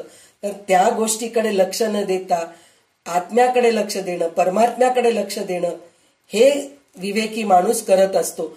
दिसायला तो सर्वसाधारणच असतो, तो पण चांगले कपडे घालतो, तो पण चांगलं खाणं पिणं करतो, तो पण छान झोपतो, तो पण 4 लोकांमध्ये फिरतो, सगळं करतो. पण त्याच्यामध्ये विवेक काय असतं की त्याला शाश्वत काय आहे आणि अशाश्वत काय आहे हे त्याला कळतं. तो विवेकी माणूस आहे म्हणून सांगितलेलं आहे. आणि विवेकी माणूस कधीही आळशी नसतो, तो चपळ असतो, सगळ्या कामात तत्पर असतो. तो विवेकी माणूस तसा असतो. विवेकी माणूस आळस, मी नाही आता, आज नाही, उद्या करूच, राहू दे, चालतं, असं करत नाही. तर तो सदा हे असतो. आणि तो वेडा नसतो. वेडेपणाचं त्याच्यामध्ये हे नसतं. वेडेपणाचं म्हणजे चालतं, काही असलं तरी चालतं असं म्हणून नाही राहतो. कुठं व्यवस्थित राहायला पाहिजे. आता चालतो, आता कपडे मला इस्त्रीचेच पाहिजेत असं नसतं त्याचं. चालतं हो, धुतवस्त्र मला आवडतं असं असतो. पण काही कार्यक्रम करायचे, देवाची पूजा करायची, नाही, फुलं व्यवस्थितच पाहिजे. आज शंकराची आपण पूजा करतोय तर बिल्वपत्री पाहिजेच पाहिजे. गणपतीची पूजा करतोय, त्या चतुर्थी आहे तर दुर्वा आणायलाच पाहिजे, लाल फूल वाहायलाच पाहिजे. हे जे आहे व्यवस्थितपणा आहे. हे त्या विवेकी माणसाला या सगळ्या गोष्टी कळत असतात. आणि शेवटच्या ह्याच्यामध्ये त्यांनी काय सांगितलेलं आहे, म्हणजे विवेकी महंत कसा असतो ते सांगितलेलं आहे. म्हणजे त्याचं काय सांगितलेलं आहे, तो महंताचे जीवन म्हणजे धक्काधक्कीचा व्यवहार आहे. म्हणजे काय, लोक त्याला चांगलंही म्हणतात, वाईटही म्हणतात. देहाने पण विशेषतः मनाने, म्हणजे देहाचं धक्काबुक्की म्हणत नाहीयेत, मनाच्या बद्दल म्हणतात. वृत्तीने तो अशक्त आहे, त्याला तो व्यवहार निभत नाही. म्हणून जो शरीराने व मनाने बलवान आहे त्याला नाना प्रकारच्या युक्त्या, नाना प्रकारचे विचार आणि नाना प्रकारचे कौशल्य शिकवावे. म्हणजे जो वीक आहे, जो अशक्त आहे, म्हणजे तो शरीरानेच नाही मनाने. बहुतेक माणसं कसे असतात, शरीराने अशक्त राहत नाहीत, शक्ती सगळं असतं पण मनाने अशक्त. मी नाही करू शकत, मला जमत नाही, मला खूप दुःख होतं, मला खूप त्रास होतं, मला तिथं गेलं तर मी बसू शकत नाही. हे सगळं जे असतं की नाही, हे मनाचे गोष्टी आहेत. तर त्याच्यासाठी म्हणून आपण त्यांना धैर्य द्यायला पाहिजे, तर ते पुढे जाऊ शकतात. तुम्ही धैर्यच नाही देऊ शकलात, स्वतःमध्येच धैर्य नाहीये, तर समोरच्या माणसाला कुठं धैर्य देऊ शकतात. तर पहिले स्वतः धैर्यवान बना, मग दुसऱ्यांना धैर्य द्या. नाही हो, मलाच जमत नाही, काय करावं हो, तिथं गेलं ना मला भीतीच वाटते हो, मी नाही करू शकत या सगळ्या गोष्टी, असं जर होत बसलं तर मग त्यांना समजून सांगायचं की नाही. आता अशा काहीतरी गोष्टी अशा असतात त्या जे म्हणजे आपल्या भलत्याच समजुती असतात. आपल्याला लिंबू ओलांडले, मी लिंबू ओलांडले म्हणून म्हणलं तर ते काय घाबरून जातात म्हणा. मग ते कोणीतरी दृष्ट काढून टाकले असतील, मग ते दृष्ट मला लागलं, मग त्या दिवशी रात्री एकदम ताप आलं, ते लिंबू ओलांडल्यामुळेच मला ताप आलं, हे विचार डोक्यामध्ये येत असतात. मग ते तापामध्ये मग बडबड करायला सुरू करणं, हे सगळं, मग हे सगळं ते लिंबू ओलांडल्यामुळेच झालं. तर त्यावेळेस त्यांना सांगायचं की अहो, ते लिंबू दृष्ट काढलेलं नाही, चुकून माझ्या हाताने तिथं पडलं होतं, ते तुम्ही ओलांडलात. म्हणून जर त्यांना त्या गोष्टीचं जर धीर दिलं तर ते बरोबर वाटतं. नाहीतर त्या गोष्टी ते घाबरून जातात. म्हणजे अशा लोकांना आपण धैर्य देणं, या सगळ्या गोष्टी महत्वाच्या आहेत. म्हणजे विवेक माणूस असा करायला पाहिजे म्हणून सांगितलेले. नाना प्रकारचे कौशल्य शिकवावं म्हणून सांगितलंय त्यांनी. कार्याचा व्याप जोपर्यंत आपण सांभाळू शकतो तोपर्यंत लोकसमुदाय करावे, ते अशक्य झाले की तेथून उठून चालते व्हावे, मग आनंदाने कुठेतरी परिभ्रमण करीत फिरावे म्हणून सांगितले. लोकसंग्रह लोकसंग्रह म्हणतो आपण, पण कुठपर्यंत लोकसंग्रह करायचं, तर एक कार्य करेपर्यंत. ते कार्य झालं की तिथून निघून जायला पाहिजे. पुन्हा त्याच लोकांमध्ये बसून राहायची गरज नाहीये. दुसरं काहीतरी अजून नवीन काहीतरी करा, सुरू करा. पुन्हा त्याच लोकांमध्ये बसलं, ते लोक शहाणे होऊन गेलेत, दुसऱ्या लोकांना शहाणे करायचा प्रयत्न करा, हे आपल्याला त्यांनी समजून सांगितलेलं आहे. कीर्ती पाहिजे असेल तर सुखासीनता चालणार नाही, आणि सुखासीनता पाहिजे असेल तर कीर्ती मिळणार नाही. माणूस कोठेही जाओ, आपण केल्या वाचून कार्य घडत नाही असे आढळते. म्हणजे मेल्याशिवाय स्वर्ग दिसत नाही आपण म्हणतो की नाही, त्याचप्रमाणे म्हणजे आपण कार्य केल्याशिवाय आपण दुसऱ्यांना कार्य कर. म्हणजे तुम्ही एकदम आता राजकारणामध्ये मी सांगितले की एक माणूस 10 लोकांच्या करवी काम करतो, तो स्वतः काही करत नाही, पण तो स्वतः पहिले केलेला असतो. कोणत्या तरी गुरुच्या हाती काम केलेला असतो, कुठल्या तरी कार्यक्रमामध्ये तो झटलेला असतो, तिथलं सगळं तो वातावरण बघितलेला असतो, मग तो विवेक वापरून शहाणा झालेला असतो. तेव्हा कुठं तो 4 लोकांमध्ये तो पुढारी म्हणून बनू शकतो. असं सहजासहजी कोणीही राजकारण करू शकत नाही. त्याच्यासाठी आपल्याला अनुभव लागतं म्हणून सांगितलेलं आहे. म्हणून पहिले आपण स्वतः कार्य केले पाहिजे तरच होतं. आपण केले नाही तर कार्य अडून राहते असेही नाही. म्हणजे असंही आपल्याला अहंकार नकोय की मी कार्य केले नाही तर कोणतं कार्य होतच नाही, हे अहंकार पण नकोय. मी नसलं तर अजून कोणीतरी करतो. अहो, जन्मलेल्या मुलाला आई नसलं तर तो वाढतो, तर आपण कुठले मोठे शहाणे आलोत म्हणून.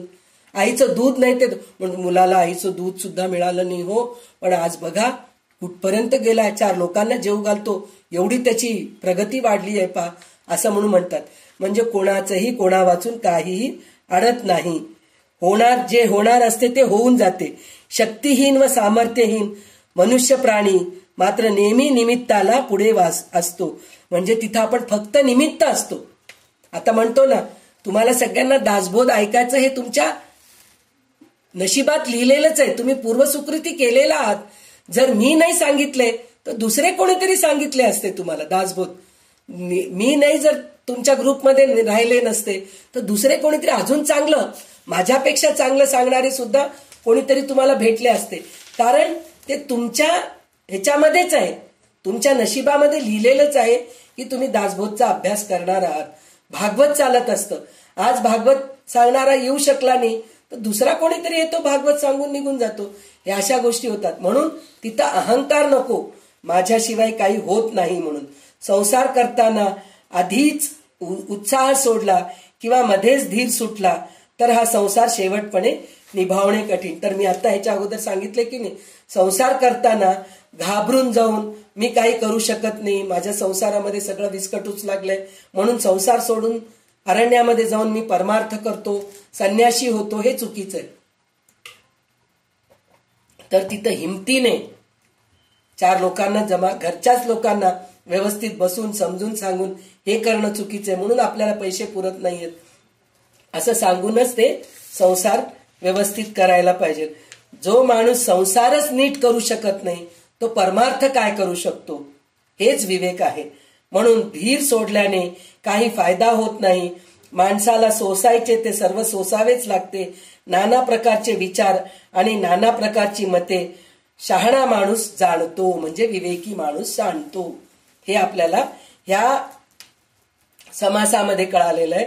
आणि ह्या दशकामध्ये आपल्याला काय म्हणून म्हणलं तर शिकवण निरूपण म्हणून ह्या दशकाचं नाव होतं. तर शिकवण निरूपण म्हणजे काय, आपल्याला काय काय शिकायचंय हे सगळं आपण बघितलो. तर ह्याच्यामध्ये आपल्याला काय काय सांगितलेत, लेखन क्रिया सांगितलेत. लेखन क्रियानंतर आपल्याला विवरण म्हणजे विवरण कसं करावं, लोकांना समजून कसं सांगावं हे आपल्याला शिकायला मिळालं. नंतर करंट लक्षण म्हणजे आपल्यामध्ये काय दुर्गुण आहेत हे आपल्याला शिकायला मिळालं. त्याच्यानंतर सदैव लक्षण म्हणजे चांगले गुण काय असायला पाहिजे हे आपण शिकलो. त्याच्यानंतर काय शिकलो आपण, देहमान्य म्हणजे मी देह आहे हे सतत विचार करू नये.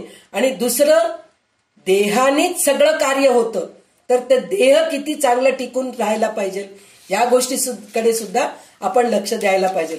आपलं देहच चांगलं नाहीये तर काही कार्य होऊ शकत नाही, या गोष्टीकडे लक्ष द्यायला पाहिजे. आणि देहच सर्व काही आहे या गोष्टीकडे दुर्लक्ष करायला पाहिजे. हे देहमान्य निरूपण मध्ये आपण शिकलो. नंतर बुद्धिवाद निरूपण म्हणजे बुद्धिवान माणूस कसा असतो हे आपल्याला शिकायला मिळालं.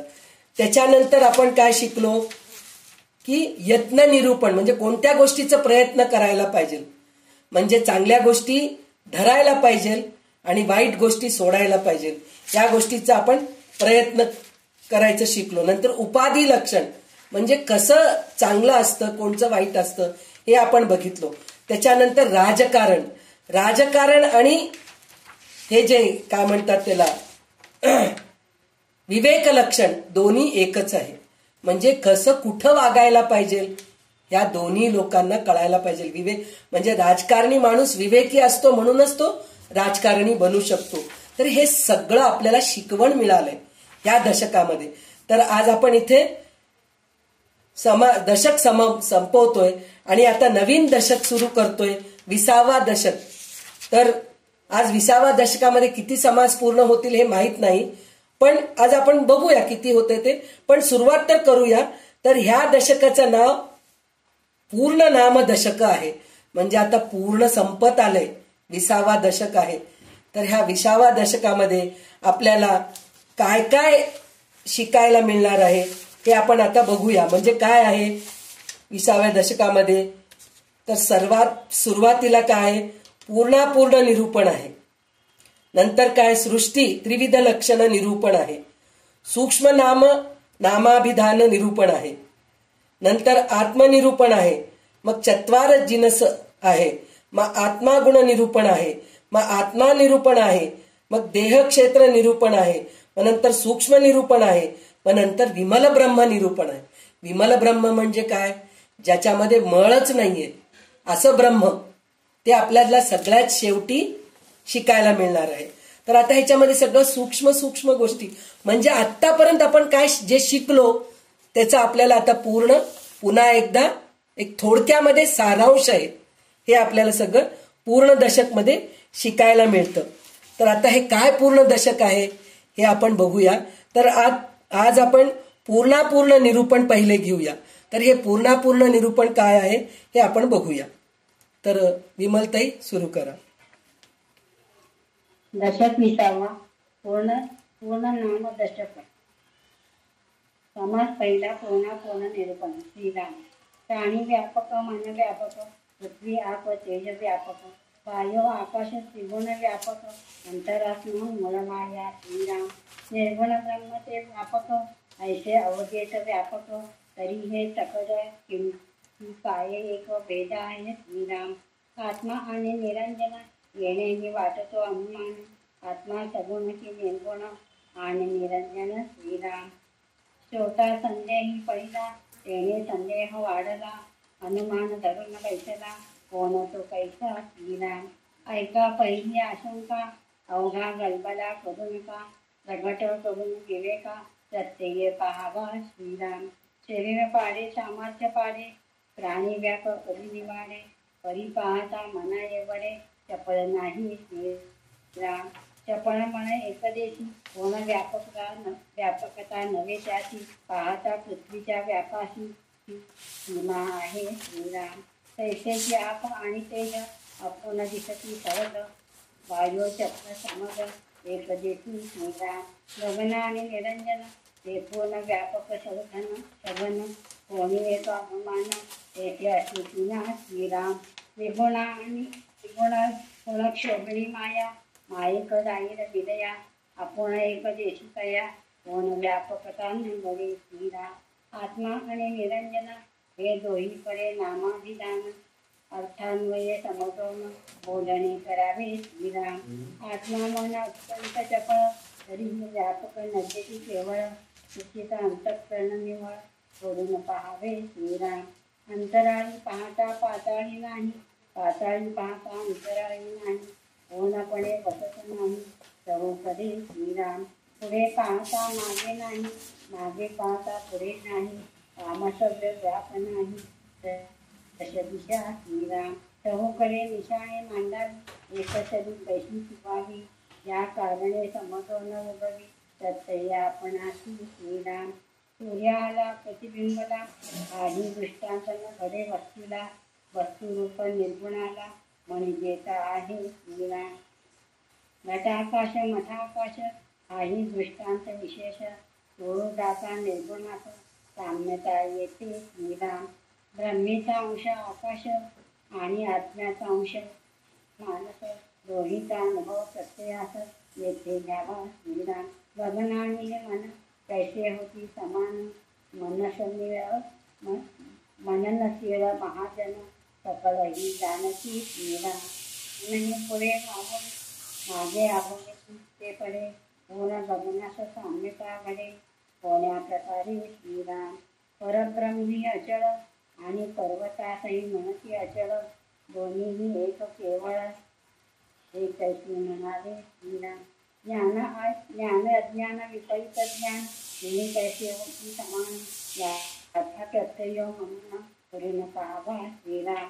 ज्ञान म्हणजे जाणणे, अज्ञान म्हणजे नेणणे, विपरीत ज्ञान म्हणजे देखणे, एकाची एक श्रीराम.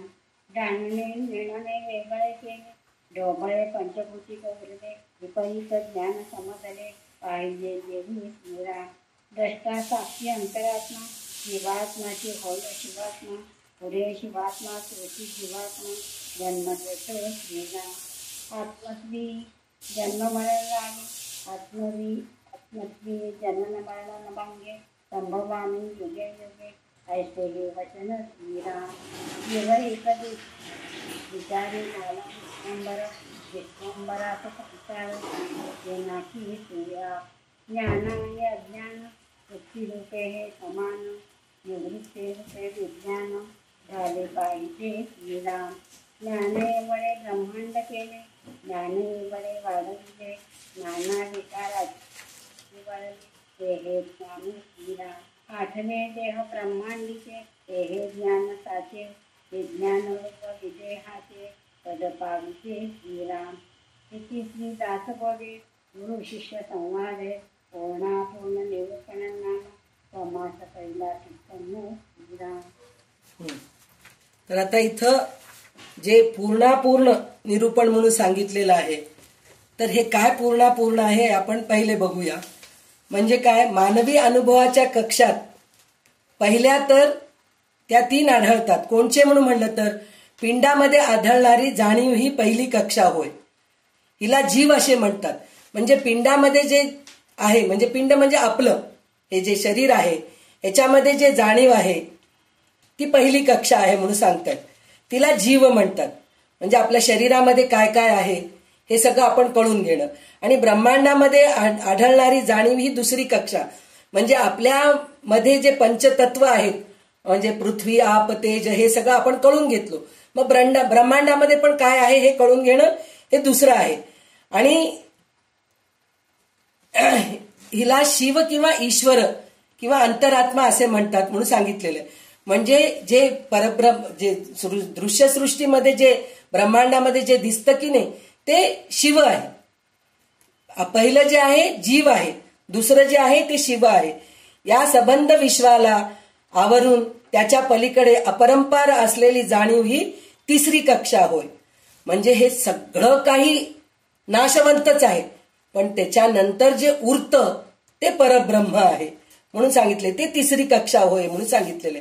म्हणजे ते जाणून घेणंच पूर्णापूर्ण होय. म्हणजे हे जीव पहिले कळून घ्यायला पाहिजे, मग शिव काय आहे ते कळून घ्यायला पाहिजे, मग शेवटी परब्रह्म काय आहे हे आपल्याला कळतं. म्हणजे हे दोन्ही नाशिवंत आहेत. पहिलं आणि दुसरं दोन्ही नाशिवंत आहेत. तिसरं जे आहे ते शाश्वत आहे. हे कळून घेणंच पूर्णापूर्ण निरूपण आहे म्हणून सांगितलेलं आहे. या संबंध विश्व झालं ते. त्या कल्पनातीत सद्वस्तू परब्रह्म असे म्हणतात.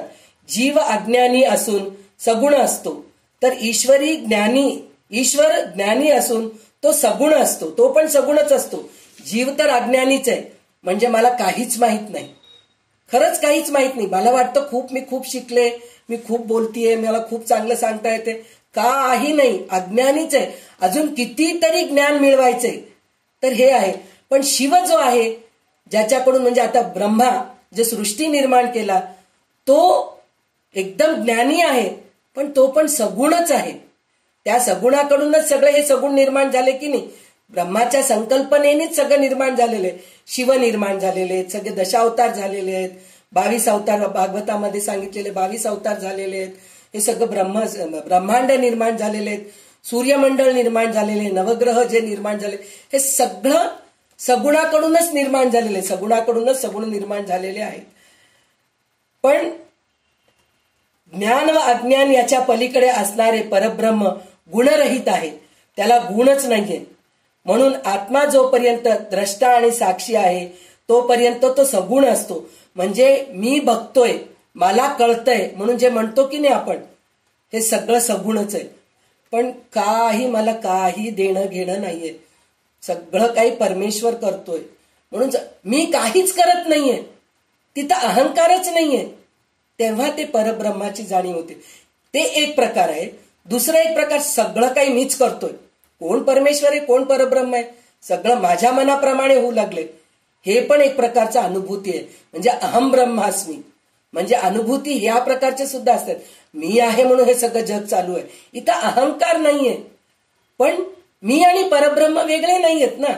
मग माझ्याकडूनच घडू लागले. परब्रह्म मीच आहे तर माझ्याकडूनच सगळं. पण ही अनुभूती येणं फार फार अवघड आहे. सहजासहजी कोणालाही येत नाही. सगळ्यात चांगला म्हणजे ज्ञानी माणूस जे आपण म्हणतो की नाही, त्या ज्ञानी माणसाला सुद्धा एक गोष्ट असं असतं की जे काही वाईट घडलं, जे काही म्हणजे चुकीचं घडलंय, ते सगळं माझ्या चुकीमुळे, माझं पूर्वसुकृती आहे म्हणून असं घडलं. पण जे काही घडलं, चांगलं घडलं, ते सगळं परमेश्वराच्या कृपेने घडलं. हे जे दोन गोष्टी आहेत की नाही, माझं आणि परमेश्वर, ते सगुण आहे. पण निर्गुण जे आहे, वाईट घडलं तरी माझ्याकडूनच घडलं, चांगलं घडलं तरी माझ्याकडूनच घडलं. वाईट घडलं तरी परमेश्वरच घडून आणलाय, चांगलं जरी घडलं तरी परमेश्वरच घडून आणलाय. हे समजणं जे आहे की नाही, हे निर्गुण स्थिती आहे. म्हणजे शेवटची स्थिती, पूर्णापूर्ण जे स्थिती आहे की नाही, हे स्थिती आहे. त्याचे द्रष्टेपण व साक्षीपण लोकले की तो निर्गुण व निरंजन असतो. आता मी जे म्हणले की नाही, त्याचं म्हणजे मी करतोय हे राहायला नकोय. जे वृत्ती आहे ते राहायला नकोय. मी देह आहे ही वृत्ती म्हणजे अज्ञान, मी ब्रह्म आहे ही वृत्ती म्हणजे ज्ञान. अर्थात अज्ञान जसे वृत्तीरूप आहे तसे ज्ञान देखील वृत्तीरूप आहे. म्हणजे अज्ञान ही एक वृत्ती आहे की नाही. अज्ञानी माणूस आहे बाबा, तो त्याला काहीच कळत नाही.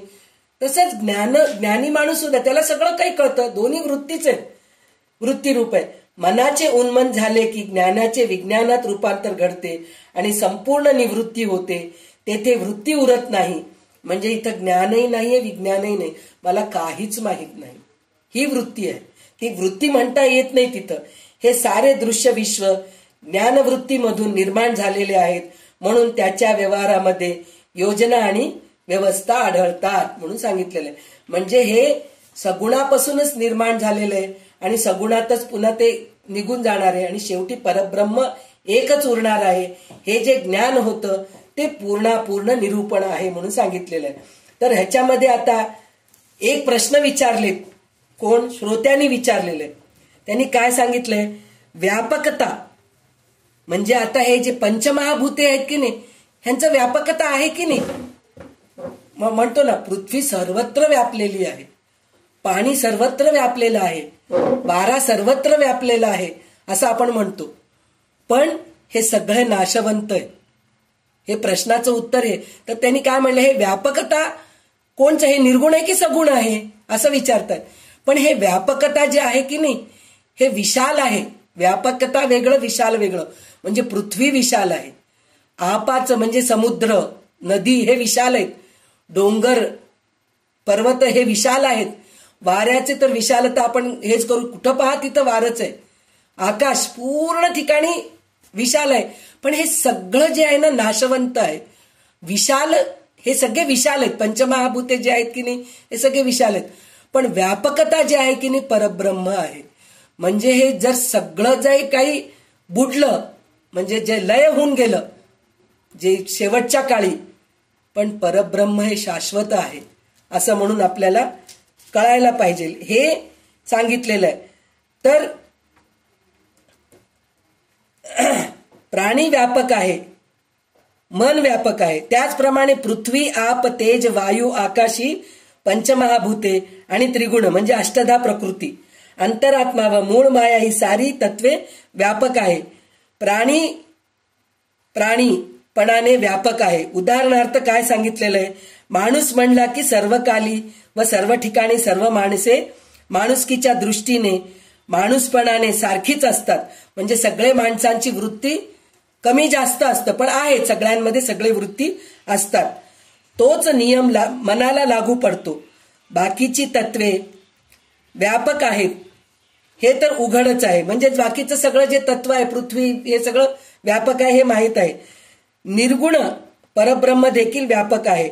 अशा रीतीने चंचळातील सर्व तत्वे आणि निश्चळ ब्रह्म सगळेच व्यापक आहेत. मग येथे प्रश्न असा आहे की हे सारे एकसारखे व्यापक आहेत किंवा त्याच्या व्यापकतापणामध्ये काही फरक आहे काय. म्हणून ते जे प्रश्न मी पहिले म्हणले होते की नाही हेच आहे. तर त्या प्रश्नाचं उत्तर असं आहे की सगळा गोंधळ करू नका. विवेकाने, पुन्हा इथं विवेक वापरा म्हणून म्हणतायत, विवेकाने विचार व विवरण करून प्रत्यक्ष अनुभवून पाहावा. म्हणजे व्यापक कोणचे, विशाल कोणचे हे आपण पाहायला पाहिजे. प्राण्यांचे शरीर लहान मोठे असते, त्या मानाने त्यांचे सामर्थ्य असते. आपल्या सामर्थ्याला अनुसरून प्राणी लहान मोठे व्यापार करतो, परंतु त्याचे शरीर स्थूल असते, ते मना इतके चपळ असू शकत नाही. म्हणून आपण हे विचार करायला पाहिजे की व्यापक काय आहे आणि विशाल काय आहे, म्हणजे शाश्वत काय आहे, अशाश्वत काय आहे, या गोष्टीचा आपण विचार करायला पाहिजे. सगळं काही व्यापक आहे म्हणजे आता पृथ्वी व्यापक आहे, आप व्यापक आहे, तेज व्यापक आहे, हे सगळं व्यापक आहेत म्हणून म्हणतो, पण ते व्यापक नाहीत, ते सगळे विशाल आहेत. व्यापक म्हणजे सगळं काही संपल्यानंतर सुद्धा जो उरतो तो व्यापक आहे असं म्हणून सांगितलेलं आहे. आत्मा आणि निरंजन ही नावे दोन्हीकडे एकच आहे, अर्थात संदर्भ पाहून बोलावे. म्हणजे निरंजन पण म्हणतो, निरंजन म्हणून म्हणतो की नाही आपण. तर हे निरंजन काय आहे, म्हणजे हे शाश्वत आहे, हे आपण लक्षात ठेवायला पाहिजे. आत्मा म्हणजे जीवात्मा असा अर्थ घेतला तर मग आत्मा व मन अत्यंत चपळ आहे. म्हणजे आत्मा आणि जीवात्मा एक नाही, जीवात्मा वेगळा आहे, आत्मा वेगळा आहे, हे आपल्याला कळायला पाहिजे. जीवात्मा अंतराळात जातो तेव्हा पाताळात नसतो, तो पाताळात जातो तेव्हा अंतराळात नसतो. म्हणजे हे जीवात्मा जे आहे की नाही, चांगला असतो तेव्हा वाईट नसतो, वाईट असल्या तेव्हा चांगला नसतो. म्हणजे कुठं मागे गेलं तर पुढे नसतो, पुढे गेलं तर मागे नसतो. पण परमात्मा तसा नसतो. जो आत्मा जो आहे की नाही, आत्माराम जो आहे की नाही, तो सगळ्या ठिकाणी व्यापून असतो, जीवात्माप्रमाणे राहत नाही. जीवात्मा एक ठिकाणी असलं तर दुसऱ्या ठिकाणी. आता मी इकडे आहे, बेंगलोरमध्ये, हैदराबादमध्ये आहे का नाही, पण आत्मा सगळ्या ठिकाणी पसरलेला आहे. जीवात्म्यासारखं राहत नाही. तर हेच आपल्याला कितीतरी उदाहरणांनी त्यांनी समजून सांगितलेलं आहे. मागे असलं तर पुढे राहत नाही, डाव्याला असलं तर उजव्याला राहत नाही, वर असलं तर खाली राहत नाही, असं आपल्याला बऱ्याच गोष्टीत ते समजून सांगितलेलं आहे.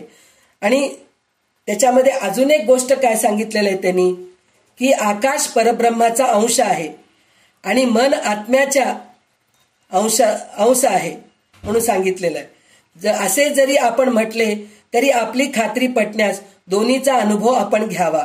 म्हणजे आकाश परब्रह्माचा म्हणजे आकाश, आता ह्याच्या अगोदर मी सांगितले होते ना, विमानामध्ये आपण गेल्यानंतर आपल्याला पृथ्वी दिसत नाही, पाणी दिसत नाही, वारा अनुभवतो आपण पण ते दिसत नाही आपल्याला, अग्नी दिसत नाही, फक्त आकाश सर्वत्र दिसत असतो. म्हणून तो परब्रह्म होऊ शकतो का? नाही होऊ शकत. तो परब्रह्म होऊ शकत नाही. आकाश वेगळा, हा परब्रह्म वेगळा. तर ह्या गोष्टी अनुभवानेच कळतात. असं कसं नाही, असं म्हणून म्हणलं तर मनशील थोर पुरुषांना ही गोष्ट संपूर्णपणे माहीत असते. केव्हाही झाले तरी मन व्यक्तीला म्हणजे जीवात्म्याला धरून असते. मन पुढे भरकटू लागले म्हणजे मागे त्याचे अस्तित्व उरत नाही. ते एकदेशी असल्याने एक पुढे तरी असते, नाहीतर मागे तरी असते. पण आकाश एकाच वेळी मागे आणि पुढे असते. ते सर्वदेशी आहे, सर्वव्यापक आहे. म्हणून पूर्ण व्यापक आकाशाशी मनाची बरोबरी होऊ शकत नाही म्हणून सांगितलंय. म्हणजे मन आणि आकाश एक नाही हे एक आपल्याला समजून सांगितलेलं आहे. म्हणजे आकाश कुठेही आहे हे आपल्याला दिसतंय, पण मन तसं नसतं. मन आज इकडं आहे तर उद्या तिकडं आहे असं असतं, पण आकाश तसा नाही म्हणून सांगितलेलं आहे. आणि आता ह्याच्यामध्ये अजून एक गोष्ट काय सांगितलेलं आहे की परब्रह्म संपूर्ण निश्चळ किंवा अविनाशी, तर पृथ्वीवर हलणाऱ्या वस्तूंमध्ये न हलणारा म्हणून पर्वत निश्चल मानतात. पर्वत अखेर नाशवंत आहे.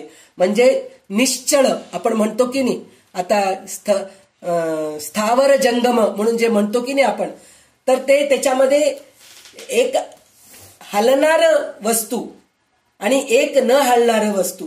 आता त्याच्यामध्ये आता एक मोठं गाडी आहे, तर ते गाडी पण एक वस्तू आहे, ते हलत नाही. आपण त्याला हलवलं तर हलतं, पण पर्वत जे आहे ते हलवलं तरी हलत नाही. पण ते निश्चल आहे का? नाही. जसं परब्रह्म निश्चल आहे, निर्मळ आहे, तसं पर्वत नाही. म्हणजे त्याला सुद्धा आपण बरोबरी करू शकत नाही. कारण काय, म्हणजे पर्वत पण नाशवंत आहे.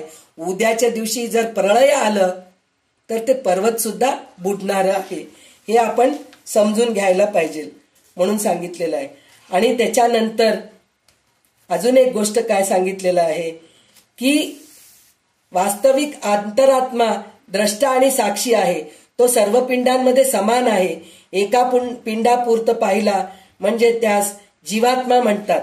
म्हणजे एक शरीर आहे, त्याच्यामध्ये जीव जे आहे तो जीवात्मा आहे, जीवात्मा म्हणतात. जीवात्मा देहबुद्धीतून बाहेर पडला की सर्व व्यापक असा शिवात्मा बनतो. म्हणजे आपलं जीवामधून जर आत्मा निघून गेलं तर ते शिवात्म्यामध्ये मिसळून जातं. आपले व्यापकपणा विसरतो, आत्मबुद्धी सोडून देहबुद्धीमध्ये शिरतो, तेव्हा तो जीवात्मा बनून जन्म घेतो. म्हणजे पुन्हा त्या शिवात्म्यामधून बाहेर येऊन परत तो जीवात्मा बनतो. मी आत्मा. इथं एक महत्वाची गोष्ट काय आहे, आता हे कोणचं ओवी आहे म्हणून म्हणलं तर 26वी ओवी आहे. मी आत्मा आहे ही जाणीव उत्पन्न झाली की जन्ममरण पाठीशी लागते. म्हणजे मी आत्मा आहे, मी मनुष्य आहे, मी करतोय, हे अहंकार अभिमान जेव्हा असताना त्याला जन्ममरण चुकत नाही. देहच आत्मा आहे असे मानणारा जीवात्मा आणि मी आत्मस्वरूप आहे असे मानणारा शिवात्मा. म्हणजे देह आत्मा आहे म्हणजे माझं देहच सर्व काही आहे जे मानतो तो जीवात्मा आहे. आणि आत्मस्वरूप आहे असा मानणारा शिवरूप आहे, शिवात्मा आहे. म्हणजे त्याला सगळं काही ज्ञान आहे, म्हणजे शाश्वत काय शाश्वत काय नाही हे सगळं त्याला माहित आहे, तो शिवात्मा आहे. तर त्याचं उदाहरण काय दिलेलं आहे, म्हणजे या दोघांनाही जन्ममरण आहे, जन्ममरण चुकलेलं नाही. फरक इतकाच आहे, जीवात्म्याला पुनरपि जननम पुनरपि मरणम हे सायकल चालू असतं, पण शिवात्मा आपल्या मनावर डिपेंड असतं. मी जन्म घ्यावा का नाही, त्या कर्मासाठी जन्मतात, म्हणजे चांगले कर्म. त्याचं काय दिलेलं आहे, संभवामी युगे युगे म्हणून सांगितलेलं आहे. म्हणजे शिवात्मा तसा असतो, म्हणजे जे अवतार घडलेले आहेत, आता श्रीकृष्ण आहे, वामन आहे, परशुराम आहे, नरसिंह आहे, हे सगळे जे आहेत ना शिवात्मा आहेत. कशाला आहेत, म्हणजे त्यांना जन्म घ्यावा लागला. कारण काय, जे अधर्म चाललेलं आहे ते सगळं नाश करण्यासाठी म्हणून त्यांना जन्म घ्यावा लागला. तर जीवात्मा शिवात्म्यामध्ये दोन हे फरक आहे, या दोन्हीमध्ये फरक आहे. दोघांनाही जन्ममरण आहे, पण एकाला कार्य करण्यासाठी म्हणजे चांगलं कार्य करण्यासाठी धर्म टिकवण्यासाठी जन्म घ्यावं लागतं, तर दुसऱ्याला जे आहे कर्माच्या अधीन होऊन जन्मावं लागतं. म्हणजे ते कर्म, जसे कर्म केलो की नाही त्या कर्माच्या प्रकारे आपल्याला जन्म येतं. तर आपल्याला शिवात्मा बनायचंय म्हणलं तर काय शाश्वत आहे काय शाश्वत नाही हे पूर्ण कळून घ्यायला पाहिजे. तर तेव्हा पूर्ण विवेक होतो आपल्यामध्ये. तर इथे एक ज्ञानाने एवढे ब्रह्मांड निर्माण केले आणि त्या ज्ञानानेच ते वाढवले व चालवले. ते ज्ञान अनेक विकारांनी भरलेले आहे. परब्रह्मामधील जे मूळ स्फुरण तेच ज्ञानस्वरूप आहे, त्याच्यातूनच अष्टधा प्रकृती प्रकट झाली आणि सबंध विश्व रचले गेले, म्हणून ज्ञान विकारांनी भरलेले आहे. ब्रह्मांडामधील 8वा देह म्हणजे मूळ माया, म्हणजेच प्रथम संकल्प, तो खरोखर हे ज्ञान होय. प्रथम ज्ञानाने अज्ञानाचा नाश करायचा, नंतर विज्ञानाने ते ज्ञान ओलांडायचे आणि मग केवळ विज्ञान रूप विदेह पद प्राप्त करून घ्यावं, म्हणजेच पूर्ण निरूपण होतं. म्हणजे काय, आपल्याला पहिले ज्ञान मिळून घ्यायचं असतं. ते ज्ञान काय मिळून घ्यायचं असतं की हे सर्व दृश्य सृष्टी सर्व नाशवंत आहे, शाश्वत काय आहे हे कळून घ्यायचं.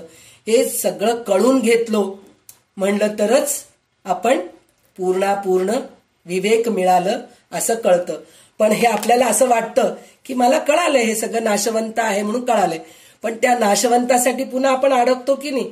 आता म्हणतो मला कळालंय, हो दासबोध ऐकले, गीता ऐकले मी, त्याच्यामध्ये मला कळालंय नाशवंत काय, सगळे नातेवाईक नाशवंत आहेत, सगळे घरदार नाशवंत आहे, बंगला नाशवंत आहे, सगळं दृश्यसृष्टी नाशवंत आहे, सगळं मला कळालं पहा, म्हणून आपल्याला हे होऊन जातं. पण प्रत्यक्षामध्ये जर समजा काहीतरी आपल्या समोर मोठं संकट आलं तर थरथर कापायला लागतो. तेव्हा म्हणतो का आपण, नाही देव आहे बघून घेणार, आपण म्हणत नाहीत. त्यावेळेस घाबरून जातो आपण, नाही बाबा नाही मी सांभाळू शकत नाही. साधं थोडं छातीत दुखून घाम फुटला आपल्याला की आपण काय की हार्ट अटॅक आल्यासारखं वाटतो, चला बाबा पटकन आपण हॉस्पिटलला जाऊ, मुलाला कळवतो आपण, आजूबाजूच्या लोकांना कळवतो, नाही हो घेऊन जा मला, आता आलंय घाम आलंय, हात छातीत दुखतंय, जे देव करेल ते करेल म्हणून शांत बसतो का आपण, नाही. म्हणजे आपण अज्ञानीच आहोत. म्हणजे देव काय करतो ते करतो म्हणून आपण हे नाही, हे शरीर नाशवंत आहे म्हणून आपल्याला कळत नाही. नाही माझ्या शरीराला छातीत दुखतंय, हार्ट अटॅक आलं की काय की काहीतरी ब्लॉकेजेस आहेत काय की, मग घाम सुटायला लागले, डॉक्टर मला ती गोळी घ्यायला सांगितलं, मी पटकन ती गोळी घेतो. हे सगळं आपण प्रयत्न करत राहतो. हे प्रयत्न करू नका म्हणून म्हणत नाहीये, पण ते प्रयत्न करून सुद्धा जर हे होऊ लागलं तर आपण त्याच्यासाठी खूप धडपड जे करतो ना ते करायचं नाही. हे आपल्याला शिकायचं आहे. तर त्याच्यासाठी म्हणून हे पूर्ण निरूपण जे आहे की नाही ते आपल्याला कळायला पाहिजे. म्हणजे शाश्वत काय अशाश्वत काय हे कळून घेऊन आपण जगणं हेच पूर्ण विवेक आहे. तर आता ह्याच्यानंतरचं जे समास जे आहे ना, सृष्टी त्रिविध लक्षण निरूपण म्हणून आहे, ते आपण उद्या घेऊया. कारण आज 5 वाजलेले आहेत, तर आता आपण 5 वाजता थांबायला पाहिजे आणि उद्या आपण घेऊया. कारण काय, म्हणजे ह्याच्याहून सुंदर आपल्याला विवेचन आहे. ते थोडक्यात म्हणजे आता 5 वाजून गेले, 7:30 वाजायला येत आहेत, भरभर सांगून संपून जाऊ असं नाही करायला पाहिजे. आपण हळूहळू का होईना, उशीर झाला तर हरकत नाही, आज नाही उद्या संपेल काही हरकत नाही. तर आपण थोडंसं हे करून आज आपण इकडेच थांबूया. पूर्ण म्हणजे आता आपल्याला शाश्वत काय अशाश्वत काय हे थोडंसं कळायला लागलंय आपल्याला. तर आता सृष्टी त्रिविध लक्षण निरूपण काय आहे ते आपण उद्या बघूया. कारण काय म्हणजे खूप सुंदर आहे हे, मला खूप आवडलेलं आहे हे, थोडक्यात संपवायसारखं नाहीये. तर त्याच्यासाठी आपण उद्या बघूया. तर आता विमलताई आपल्याला कल्याणकरी रामराया म्हणून आपल्याला इथं थांबवतील, संपवूत आपण. तर पुन्हा मी सांगते की असं व्हायला लागलंय की सांगितलेलंच सांगणं फार अवघड जातंय. म्हणजे आता तुम्हालाही थोडंसं वाटत असेल संध्याताई काहीतरीच सांगतायत, कळतच नाही असं वाटत असेल. त्याचं कारण एकच आहे, कितीदा म्हणून मी तेच सांगू, शाश्वत काय आणि अशाश्वत काय आहे, विवेकाने कसं वागायचं हे कितीदा मी सांगणार. तर हे त्याच्यामुळे थोडंसं आपल्याला हे वाटायला लागलंय. पण तसं करायचं नाही आपल्याला. अजून चांगलं समजून घेण्यासाठी परत परत तेच ऐकायचंय आपल्याला. तर त्याच्यासाठी कंटाळा करून चालत नाही. तर मला थोडं आज तेवढं सॅटिस्फॅक्शन वाटत नाही माझ्या बोलण्याच्या ह्याच्यावरतून. तर मी म्हणतेय की आज जे काही मी बोलले ते परत परत बोलल्यामुळे मला असं वाटत असेल की काहीतरी कमी पडत आहे असं वाटत आहे. तर जर खरोखरच जर कमी पडत असेल मी सांगण्यामध्ये, तर खरोखरच माझ्या अभ्यासामध्ये कमीपणा आहे. आणि जे काही चांगलं तुम्हाला समजलंय आणि जे काही तुम्हाला वाटलं की संध्याताई चांगलं सांगतायत असं वाटलं, ते खरोखर परमात्मा मला रस्ता दाखवतोय की व्यवस्थित सांग संध्या तू म्हणून. तर त्याच्यामुळे मी हे सांगू शकतेय. तर जे काही आज जे चांगले शब्द जे निघालेत माझ्या मुखातून ते सगळे शब्द पुष्पांजली माझ्या सद्गुरूंच्या पायाशी, रामदास स्वामींच्या पायाशी, परमात्म्याच्या पायाशी घालून आज मी इथंच थांबते. जय जय रघुवीर समर्थ. तर विमलताई कल्याणकरी रामराया म्हणा. कल्याणकरी रामराया रामराया, कल्याणकरी रामराया, जनहित विवरे जनहित विवरे जनहित कल्याणकरी रामराया. होतची आहे होतची आहे हे जनाती धरी दयाला, कल्याणकरी रामराया रामराया, कल्याणकरी रामराया. अपराधी जन सुखतची गेले सुखतची गेले, सुधा तुझी सावरी दयाला, कल्याणकरी रामराया रामराया, कल्याणकरी रामराया. मोठे जावे काय करावे काय करावे, आनंदिनी बोहरी दयाला, कल्याणकरी रामराया रामराया, कल्याणकरी रामराया. कठीण त्यावरी कठीणची झाले कठीणची झाले, हातान दिसे उरी दयाळा, कल्याणकरी रामराया रामराया, कल्याणकरी रामराया. दास म्हणे आम्ही केले पावलो केले पावलो, दयेची नाही सरी दयाळा, कल्याणकरी रामराया रामराया, कल्याणकरी रामराया. जनहित विवरी जनहित विवरी जनहित विवरी, कल्याणकरी रामराया रामराया, कल्याणकरी रामराया.